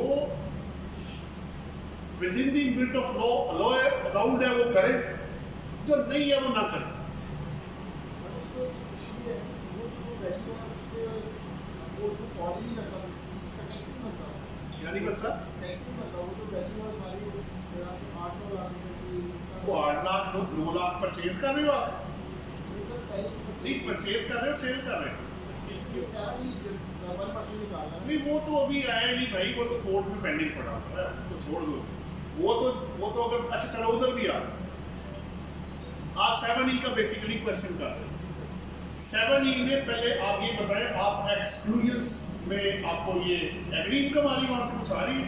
सर कुछ भी नहीं है, लैंड है और वो सोसाइटी उसको यूज है सारी, वो सारी लैंड खाली पड़ा हुआ आप कहना चाह रहे बिल्कुल सर, बिल्कुल तो हो? आठ अच्छा, उस बंदे का जो घर है, हाँ जी बिल्कुल है, घर भी है, वैल्यू है, बिजनेस भी है, वो एग्जेंट हो गए। अच्छा, ये सर यानी एक्सक्लूजन में नहीं आ रहा। अक्वायर पहले की हुई है, हाँ जी कब अक्वायर हुई थी? चलो, 5 years तो कितनी जमीन है भाई? 8 के बाद वैल्यू बताओ, मुझे बेच दो, कितने की बेचोगे? पैसे पूछ वो रहा तो हूं। तकरीबन कितने? मेरा से 8-9 लाख रुपए 8-9 लाख, तो 25 मिलियन की एग्जाम्पशन है ना, आपको क्यों परेशान हो रहे? हाँ जी बिल्कुल तो ऐसा। ले लो, बस खत्म होगी बात, हो गया पूरा आपका, हो गया भाई, मसला हल कराना था ना। आपकी इतनी सी जमीन की वैल्यू क्या निकलेगी? 25 से कम होगी, जरूर ले लो आप, कोई मसला नहीं है। हाँ जी, और कोई सवाल तो नहीं आपका? एक मिनट, इनका सर, हेलो, कोई और सवाल तो नहीं? नहीं सर, अब बता ऐसे कर, इसका मतलब ये होता है कि वो बंदा सेटिस्फाइड हो गया। जी सर, अब तो आप सर जो साइड पे इंसान पे प्लांट लेते हैं लोग, वो ना वो डिस्टिलर अपनी होती दरमियान में, तो इंसान में लेयर होते हैं, एंड ऑफ द ईयर जो हम शुरू करते हैं उसको, तो टैक्स वगैरह तो कटा नहीं होता उसमें कोई भी। देखिए, बात यह है कि वहाँ ट्रांसफर लेटर होते हैं, हाँ बस तो जिम्मेदारी तो उन्होंने सोसाइटी के ऊपर डाल दी है ना, कि जब पैसे लेगा तो वो काटेगा, नहीं काटेगा तो कल को इसको भी होल्डिंग एजेंट के तौर पर डिफॉल्टर बना देंगे वो 236 के का सी का जो भी एप्लीकेबल होगा। ऐसा ही है ना कि जो बंदा खरीद रहा है, ये बेच रहा है, उसको भी होल्डिंग एजेंट उसने बनाया ना उसको। उसको एसेट में शो करेंगे ये आपने प्लाट ये लेकिन पे नहीं किया टैक्स। नहीं, अगर नहीं, टैक्स पे करना एक अलग चीज़ है और चीज़ को खरीदना एक अलग चीज़ है, ये दोनों अलग अलग। अगर मैंने टैक्स जमा नहीं कराया किसी वजह से, लेकिन चीज़ मैंने खरीद ली है, टाइटल भी मेरे नाम आ गया, वैसे तो अब होना नहीं है, क्योंकि रजिस्ट्री या पटवार खाने में वो कराएंगे तो बगैर टैक्स के तो वो हो नहीं रहा, वो तो पैसे साथ के साथ ले, वरना आपके नाम ऐसा भी नहीं चलेगा। वो सोसाइटीज़ को भी बाउंड किया हुआ है, कोई नहीं इनएडवर्टेंटली कर रहा है या उसको नहीं पता तो वो बात हो रहा है, लेकिन लो उन्होंने बना दिया, चाहे वो सोसाइटी है, AOP है, रजिस्ट्रेशन अथॉरिटी है, सबको उन्होंने विद होल्डिंग एजेंट उसके अंदर जहाँ जहाँ एप्लीकेबल है बनाया हुआ। लेकिन ये लाइबिलिटी सोसाइटी के ना तो वो टैक्स काटे। जी ऐसा ही है, ऐसा ही है, परचेजर की भी है ना, वो जमा कराए भाई, को खरीदने वाला है तो वो बेचने वाला भी होगा, तो साड़ी और जो सेस करे तो वो लागू जमा कराएगा। बिल्कुल कराएगा जी, कराते हैं लोग, जहाँ एप्लीकेशन किया हुआ वो करा रहे हैं। अब तो लिमिट भी कोई नहीं है, पहले लिमिट होती थी 30 लाख की, 40 लाख की, वो भी खत्म हो गई। अब आप 5 लाख का भी लेंगे तो 2% वो आएगा परचेज के ऊपर, वो देना पड़ेगा। आपका कोई सवाल तो नहीं हुआ? अब आप क्वेश्चन 236 ए के हवाले से जैसे कि कुछ कंटिन्यू करना चाह रहा हूँ। सर मोस्टली प्रैक्टिस में देखा है कि जो फील्ड में जो हमारे जितने भाई कर रहे हैं वो GC वैल्यू प्लस FBR पे 236 के पे करवा कर उसी की वैल्यू प्रॉपर्टी के साइन कर देते हैं उसी में। तो सर इस टाइप फेयर कि इसी को लेके चलना कि जो एक्चुअल हमने राइट टू उस पर किया है उसको वैल्यू को साइन करना चाहिए। और सर 2-3 क्वेश्चन को भी थोड़ा ऐड कर दीजिएगा। वो फिर बाद में करते हैं, पहले एक एक करें, वरना बहुत ज़्यादा हो जाएगा। एक पे क्वेश्चन को फायदा कोई नहीं। देखिए, पहली बात तो ये है, आप 68 सेक्शन जाके पढ़े, वो कहता है कि इनकम टैक्स पर्पस के लिए प्रॉपर्टी की जो FBR के रेट होंगे उसको फेयर मार्केट वैल्यू लिया जाए, उसको आप यूज कर सकते हैं एसेट बुक करने के लिए, लेकिन उस पर आप रजिस्ट्री करवा लें, ये उसने कह दी। लेकिन पेमेंट आपने जो डालनी है वो एग्रीमेंट टू सेल वाली है, फिर FBR को कोई इतराज नहीं है, कॉन्ट्रडिक्शन ही आई नहीं कोई कॉन्ट्रडिक्शन, उन्होंने आपको लो कर दिया, क्योंकि एकदम से उस वैल्यू पे जाती है तो रेट हर चीज़ बढ़ जाती है, ये उस पर्पस के लिए था। अब मसला ये है कि बड़ा भाई तो छोड़ देगा, छोटा भाई नहीं छोड़ेगा। उसको अगर कल को पता लग गया कि एग्रीमेंट रिजल्ट ज्यादा का है, भाई साहब रजिस्ट्री करवा रहे हैं कम वैल्यू पे, तो वो आपको प्रॉब्लम कम को कर देगा। लोगों को इशू हुए भी है, लेकिन बड़े रेयर है। बंदे ने 5 करोड़ की प्रॉपर्टी ली, रजिस्ट्री आ गई उसकी 4 करोड़ पे। उसने कहा भाई ये तो सीधा सीधा 1 करोड़ रुपए का फर्क है, कि आपने ये किया कैसे? तो चूंकि अभी इतना वेल वर्स नहीं हुआ, अभी नई इशू होने शुरू हुए, इसलिए लोग सिर्फ एफबीआर के बारे में पूछते हैं, परमिट्स के बारे में नहीं पूछते। जबकि टेक्निकली जो सही तरीका वो यही निकलता है कि आपको एक्चुअल वैल्यू पे ही जाना चाहिए। कम भी हो सकती है एफबीआर रेट से।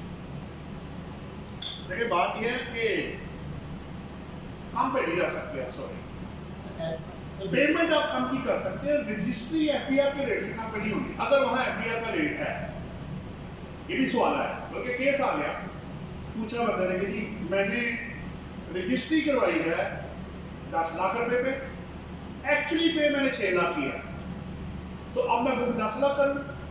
मैंने कहा भाई 10 लाख तो तुमने दिए नहीं, तो एफबीआर का रेट टैक्स तो मैंने उस पर दिया। तो मैं कहा वो तो एफबीआर का रेट है, आपने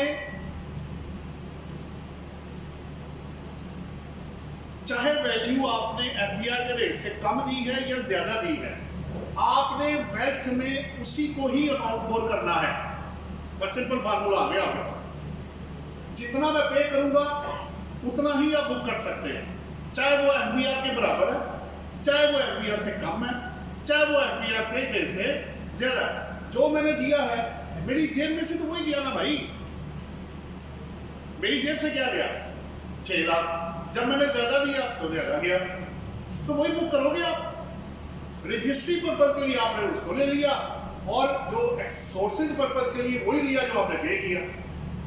तो सब कुछ लोग जो है वो इसकी भी कंप्लाइंस नहीं करते कि अगर 5 मिलियन से ज़्यादा प्रॉपर्टी है तो लोग कैश में देते जा रहे हैं, उसका क्या इफेक्ट होगा? देखिए मसला ये है कि रिस्क एंड रिवार्ड उसी बंदे का ना जो गलत काम करेगा। अगर आप 75A सेक्शन की कंप्लायंस नहीं करेंगे तो कल को जब अगर आप उसको बेचते नहीं हैं, देखें आपको 3 इम्प्लीकेशन आनी है, तीनों में से 1, 2 या 3 जो होगी। पहला, अगर आप उसको बिजनेस एसेट के तौर पर लेंगे डेफिसिट भी मिलेगा। अगर कैपिटल एसेट है कल को बेचेंगे, अगर वो पीरियड के बाद बेचा तो बात हो रहा है, वरना वो कॉस्ट नहीं आप फॉलो करेगा। देखो ना, अगर मैं प्लॉट 6 साल बाद बेचता हूँ तो मैंने कैश भी दिया होगा तो वो को फर्क नहीं पड़ता क्योंकि एग्जाम्प्ट है। लेकिन एक पॉइंट और है, इमूवल प्रॉपर्टी में अगर आपने कैश में पेमेंट की 50 लाख से ऊपर की, एक बात हो गई है, तो उसकी फेयर मार्केट वैल्यू का 5% पेनल्टी भी है साहब। अब उसका क्या करें, किसको पूरा करते फिर हम? तो बेहतर यही है, फिर वही बात आ गई, there is no best solution other than the compliance of law. आप कंप्लायंस ऑफ लॉ करें, यही बेस्ट सॉल्यूशन है आपके लिए, और कोई रास्ता नहीं है आपके पास। जो मर्जी करते रहे आप, जो करना है लॉ के अंदर रह के जो मैक्सिमम वो बेनिफिट आपको देता है वो अब ले ले। बट जहां वो कहता है इस तरह करें तो फिर उस तरह करें। कल को कम्प्लीकेशन आपको आज की परेशानी कल की आसानी बनेगी।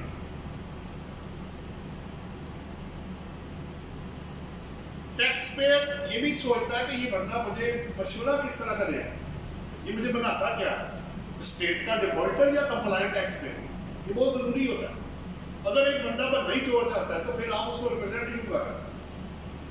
मैं वहां जाके क्या कहूँ कि भाई ये टैक्स ही नहीं काटता, ये कहूँ जाके उसको, वो भाई काटो टैक्स, तुम्हारा ही फायदा है, तुम स्टेट के डिफॉल्टर बनोगे। देखिए जितने भी लोग केस आते हैं माजरत के साथ, चाहे कोई भी बंदा हो, आज तक कभी सजा वकील को मिली? कभी किसको मिलती है? Tax payer. तो उसको मशवरा सही दो भाई, उसको क्यों स्टेट का डिफॉल्टर बना रहा है? उसको इंसिस्ट करें कि भाई कंप्लायंस ऑफ लॉ करो, बेहतर है तुम्हारे लिए, लीगल अम्ब्रेला के अंदर आओ। कोई लोग गलत काम करा भी लेते हैं तो रहना तो गलत ही है। जो सेटिस्फेक्शन सही और लीगल काम करने के बाद आती है ना, वो प्राइसलेस होती है। जज आपकी बात मान लेंगे, यार ये बंदा ठीक है, ये ऐसे ही है और ऐसे ही होना चाहिए, और आपको जजमेंट दे दे आपकी फेवर। क्या चाहिए और आप? ये पैसों से और चीज़ों से कई गुना ऊपर है। बहरहाल नेक्स्ट क्वेश्चन अगर कोई हो आपका, नेक्स्ट क्या आपने बोल the question sir about inheritance, तो इनहेरिटेंस में सर उसकी वैल्यू भी असाइन करनी चाहिए कि नहीं? तो साथ में एक पार्ट से ऐड कर लीजिए ना, गोल्ड भी बिलोंग्स टू वाइफ करते हैं, इसका भी वैल्यू असाइन करनी चाहिए कि नहीं? दोनों को देखिए दो चीज, देखिए विरासत में जब चीज आती है ना, देखिए आपको चीज मिली है मुफ्त, विरासत में पास हो गई, आप उसको जीरो वैल्यू पे लिखेंगे कि शेयर इन प्रॉपर्टी या जो भी आपको मिला है, कैश है, बैंक है, गाड़ी, कुछ भी है।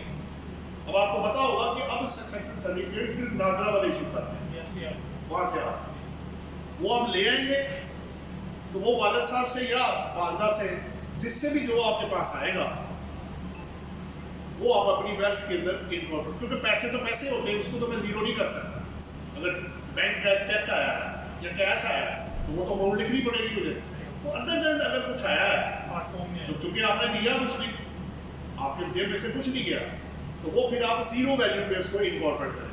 सब कुछ ऐड कीजिएगा इसमें। लेटर ऑन सर मैं इसको सेलेक्ट करता हूँ, क्लियर करता हूँ या टाइम पार्ट के बाद करता हूँ, इसको भी जरा इसको ये भी अच्छा सवाल है आपका। इसके दो हिस्से आपको करने पड़ेंगे। कैसे करेंगे आप?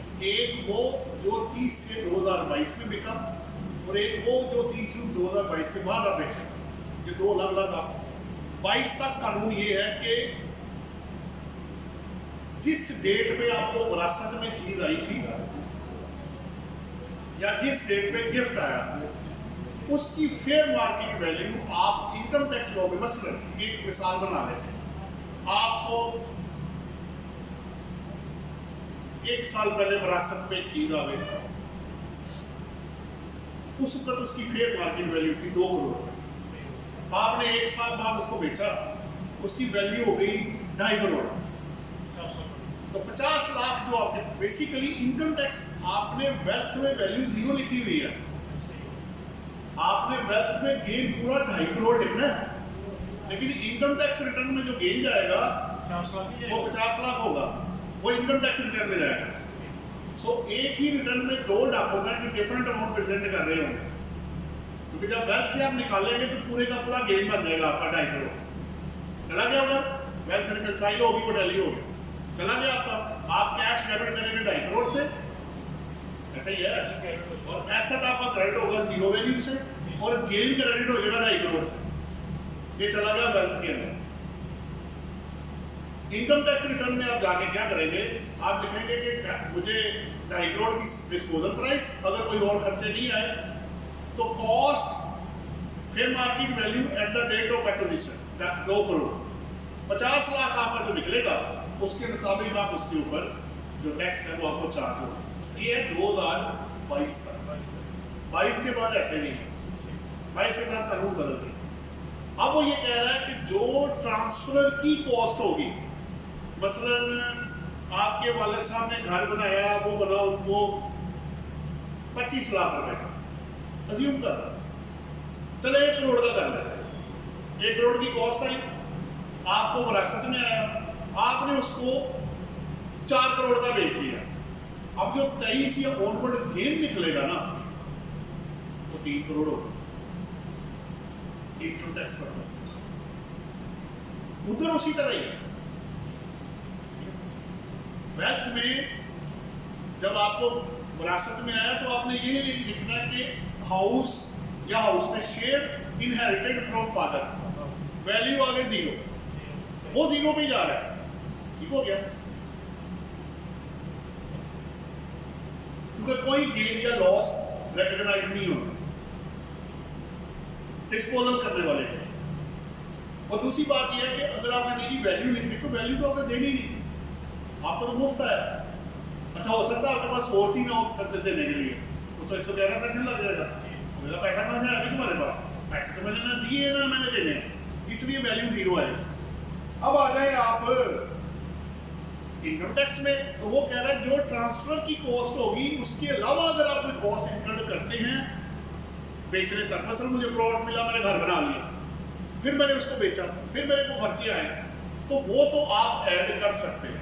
लेकिन अगर आप लेते ही साथ ही बेच देंगे, आपने कुछ इनकम नहीं किया, तो फिर 1 करोड़ सीधा माइनस होगा, लेकिन कॉस्ट होएगी अब FMB माइनस नहीं हो।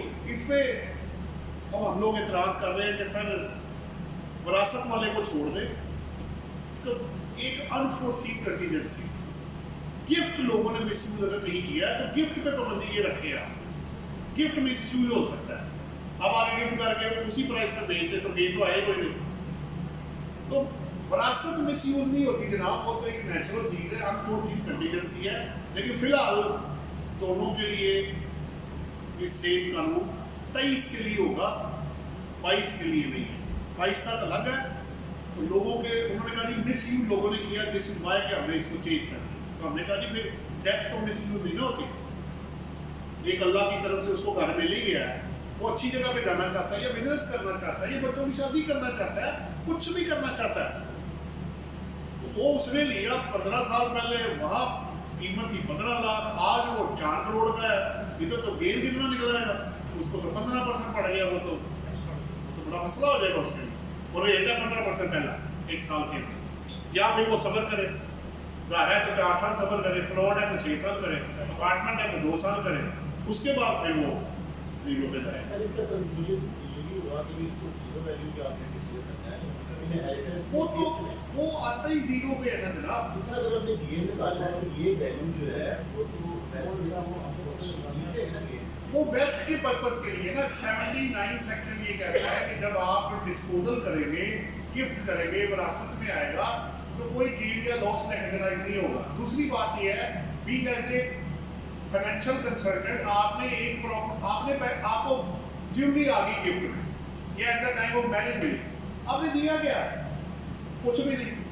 आपकी मोहब्बत में तो माँ बाप कुर्बान हो गए, यही होता है ना, सारे माँ बाप इसी तरह हम भी हो रहे हैं बच्चों के लिए, सारे माँ बाप होते हैं भाई, कुर्बान करनी पड़ती है भाई। और बंदा मेहनत किसके लिए कर रहा है, मुझे कितना चाहिए होगा, 2-4 कपड़े पहन लो, घर में रह लो, 2 वक्त की रोटी मिल जाए, बंदे की जिंदगी गुजर जाती है।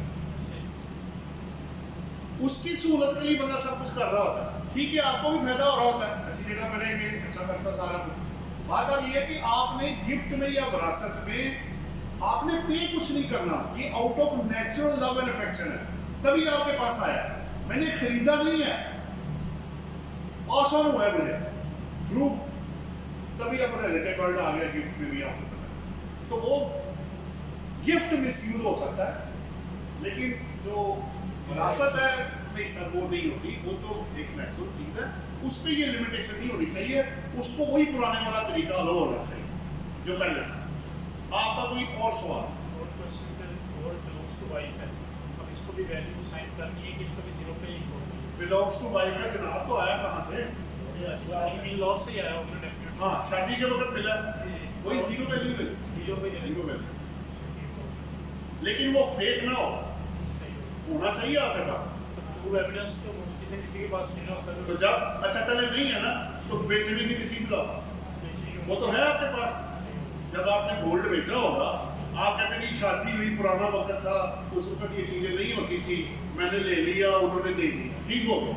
तो जब बेचोगे तो किसी को तो दिया होगा आपने, लाओ रसीद दो, कोई एक चीज तो वेरीफाई कराओ। एविडेंस होना जज कहेगा चलो एक चीज तो दो भाई, कि हाँ हमें जी 50 तोले बेच दिया, 5 करोड़ आ गया जनाब, वो कहेगा भाई आ गया, किधर से आ गया, किसको बेचा आपने, कुछ तो दो मुझे आप, ताकि मैं भी देख सकूं कि भाई ये जेन्युइन ट्रांजैक्शन है। और उस बंदे से मैं पूछूं यार ये बाकी बेच के गया और तुमने अपने रिटर्न में क्या शो किया भाई, 5 करोड़ एक बंदे को तुमने दिया है, तो उसने भी तो खरीदा होगा ना। समझ आ रही बात आपको? तो अगर आप अपनी चीज को वेरीफाई कराएंगे तो जज को इंसाफ करने में बड़ी आसानी है। If you have verifiable supporting document, 1 minute लगता है जज को फैसला करने में, ज़्यादा टाइम नहीं लगेगा।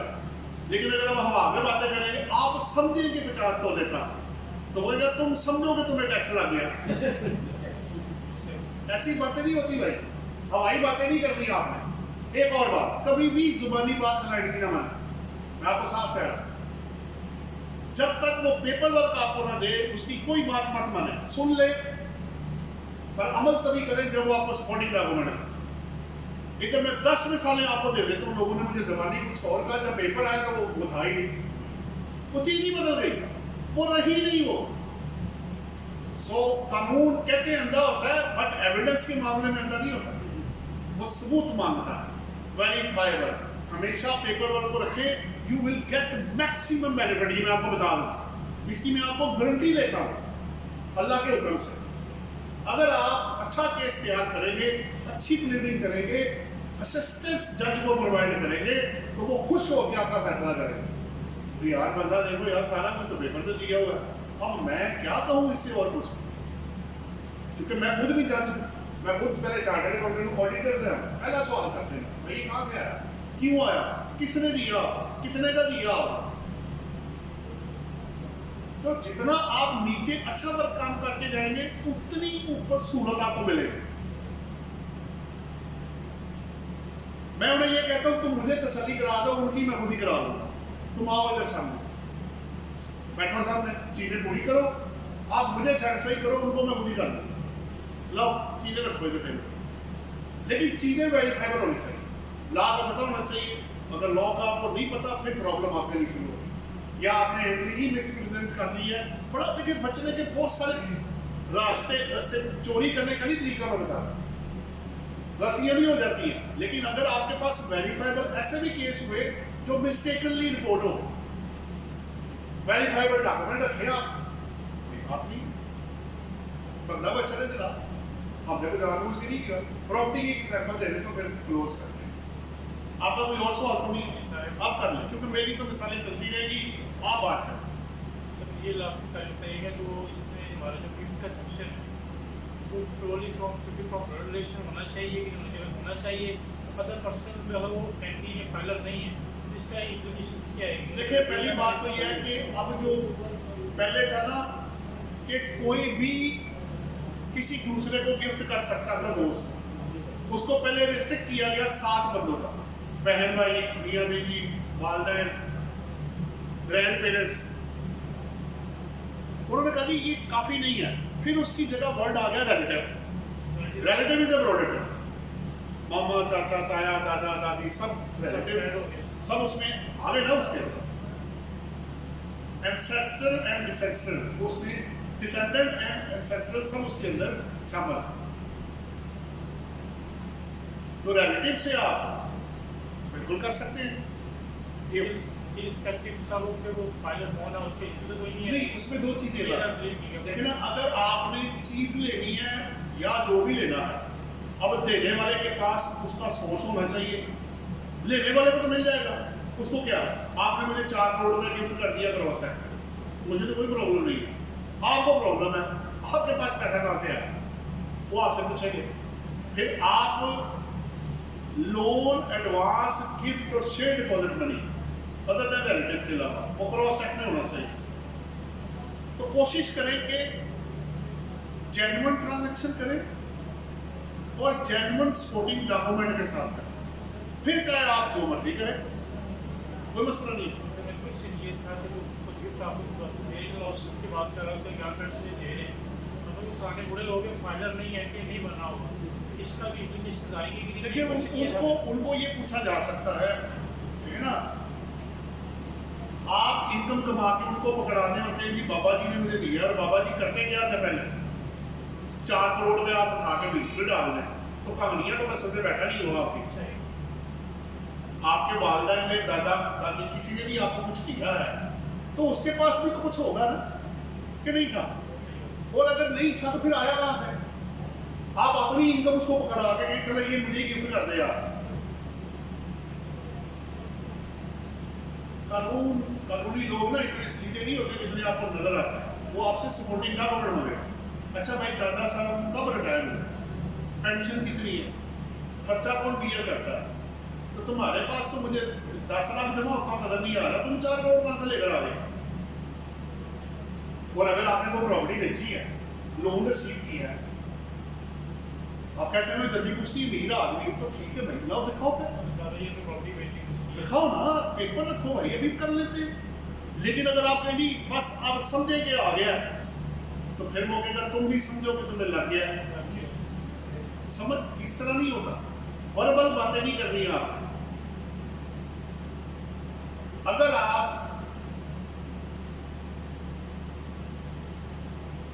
ओपनिंग बैलेंसेस को भी एक्सप्लेन नहीं करेंगे, तो तब भी आपको करंट ईयर में टैक्स लग सकता है।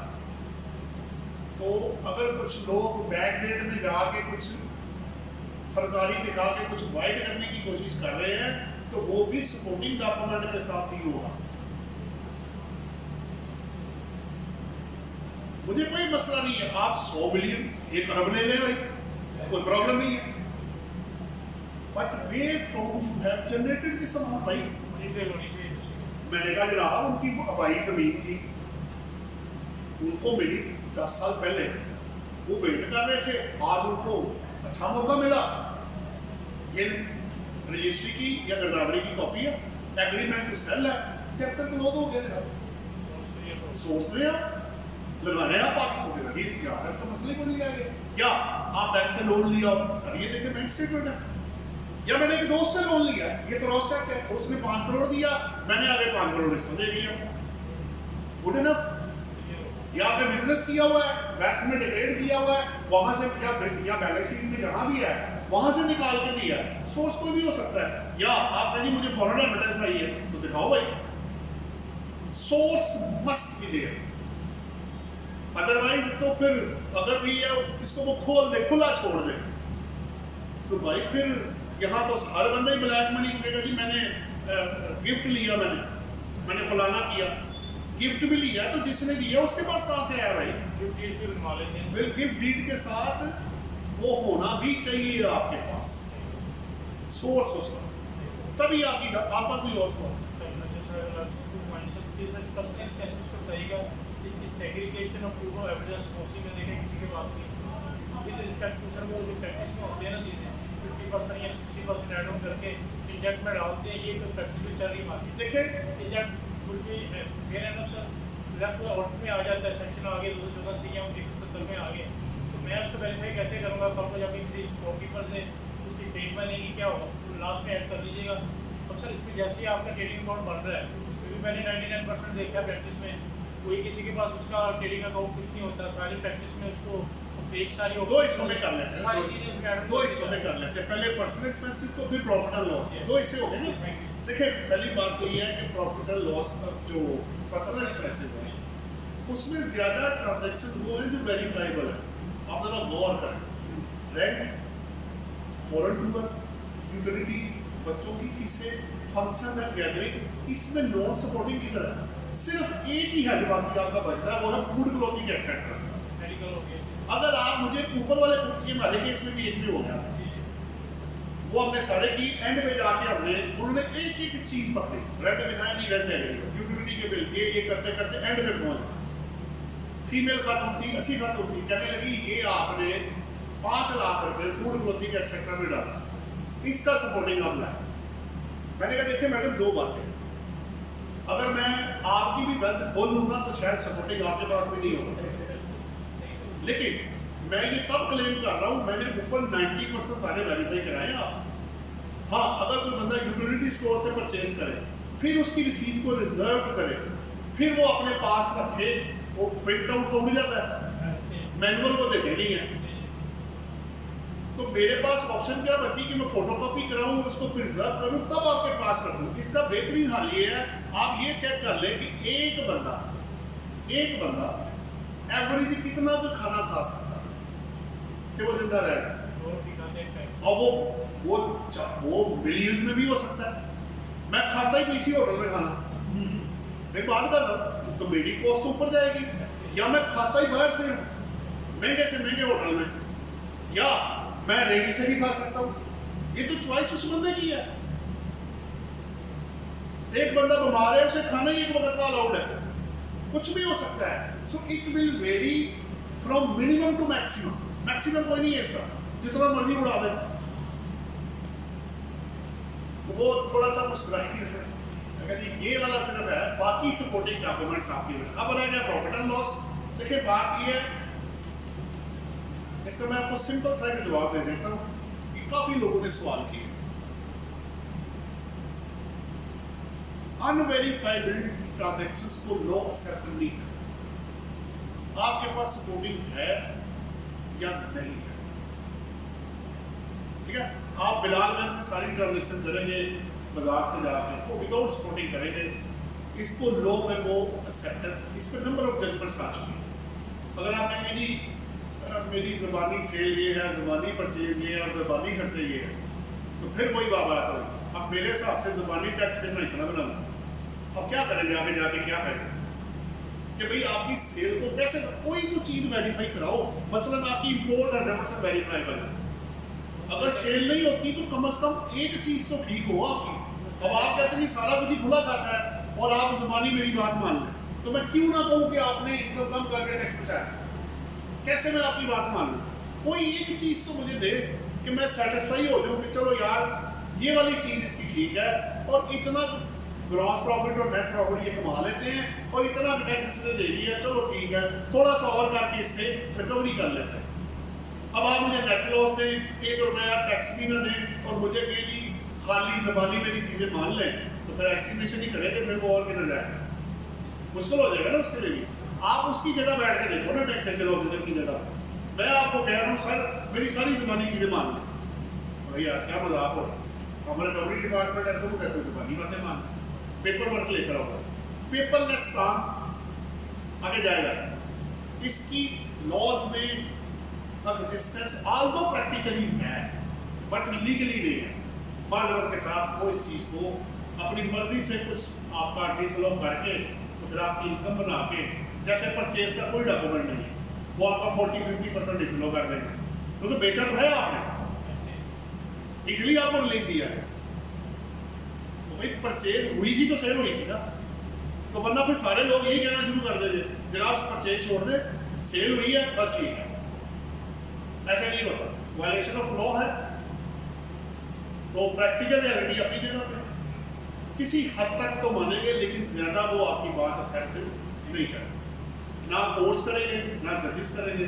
यार देखो आप ज़बानी बातें कर, मैं क्या करूँ, क्या करूँ, 5% कम कर दूँ और टैक्स, और मैं क्या करूँ, इससे ज़्यादा हम तुम्हें रिलीफ दे नहीं सकते। वो कहेगा जी फिर किस बेस पे इसको रिलीफ दिया, हमदर्दी है आपको उससे, कौन सी हमदर्दी कानून में जनाब बनता है तो दे भाई फिर। लेकिन चलो क्योंकि मार्केट में हो रहा है तो टू सम एक्सटेंट तो आपको रिलीफ मिल जाएगा, जज भी मजबूर है जनाब, वरना उसमें वो केस कर देंगे जनाब ये बंदे ने एविडेंस तो चेक किया तो नहीं रिलीफ दी जा रहा। आपका मेरा ना सवाल पूरे हो, किसी का कोई सवाल है इससे पहले कि मैं क्लोज करूँ? सर एक क्वेश्चन है जो है 147 इसकी वजह से ये अब जैसे इंडिविजुअल है उसमें 1 मिलियन से ऊपर इनकम है, इसलिए नोटिस भी है वो क्वार्टरली इशू होते हैं। क्या होता है? क्वार्टरली इशू, हाँ जी, उसका जो है वो मतलब थोड़ा सा क्या मतलब दूसरा देखिए ना उसमें आपको 2-3 उसने कहा जी FTR में नहीं होगा, कट गया, सैलरी वाला निकल गया, ठीक है, बाकी आप अपना प्रॉफिट एंड लॉस अकाउंट बनाएंगे, उस पर क्वार्टरली बेस पे जो आपका टैक्स बनेगा, हर क्वार्टर का आप टैक्स बनाएंगे तो चेक करेंगे कितना बनता है, एक्चुअल कितना आप पिछले की लेटेस्ट टैक्स ईयर वर्ड वो यूज करता है, लेटेस्ट टैक्स ईयर। अगर 18 की असेसमेंट 22 की रिटर्न के बाद हुई तो लेटेस्ट 18 बन जाएगा। जो लेटेस्ट टैक्स ईयर है उसको आप 4 पे तकसीम करेंगे इंडिविजुअल में और एक्चुअल से कंपेयर कर लें। अगर एक्चुअल कम है तो आप लिख देंगे जनाब मेरा कम बनता है कम दे दें, और अगर नहीं बनता बिल्कुल ना दें, और अगर ज़्यादा बनता है तो फिर आपको ज़्यादा देना पड़ेगा, ठीक है। कम भी हो सकता है और ज़्यादा, क्योंकि पता नहीं ना कि एक्चुअल क्या हो, इसलिए वो लेटेस्ट टैक्स ईयर को बेस बनाते हैं।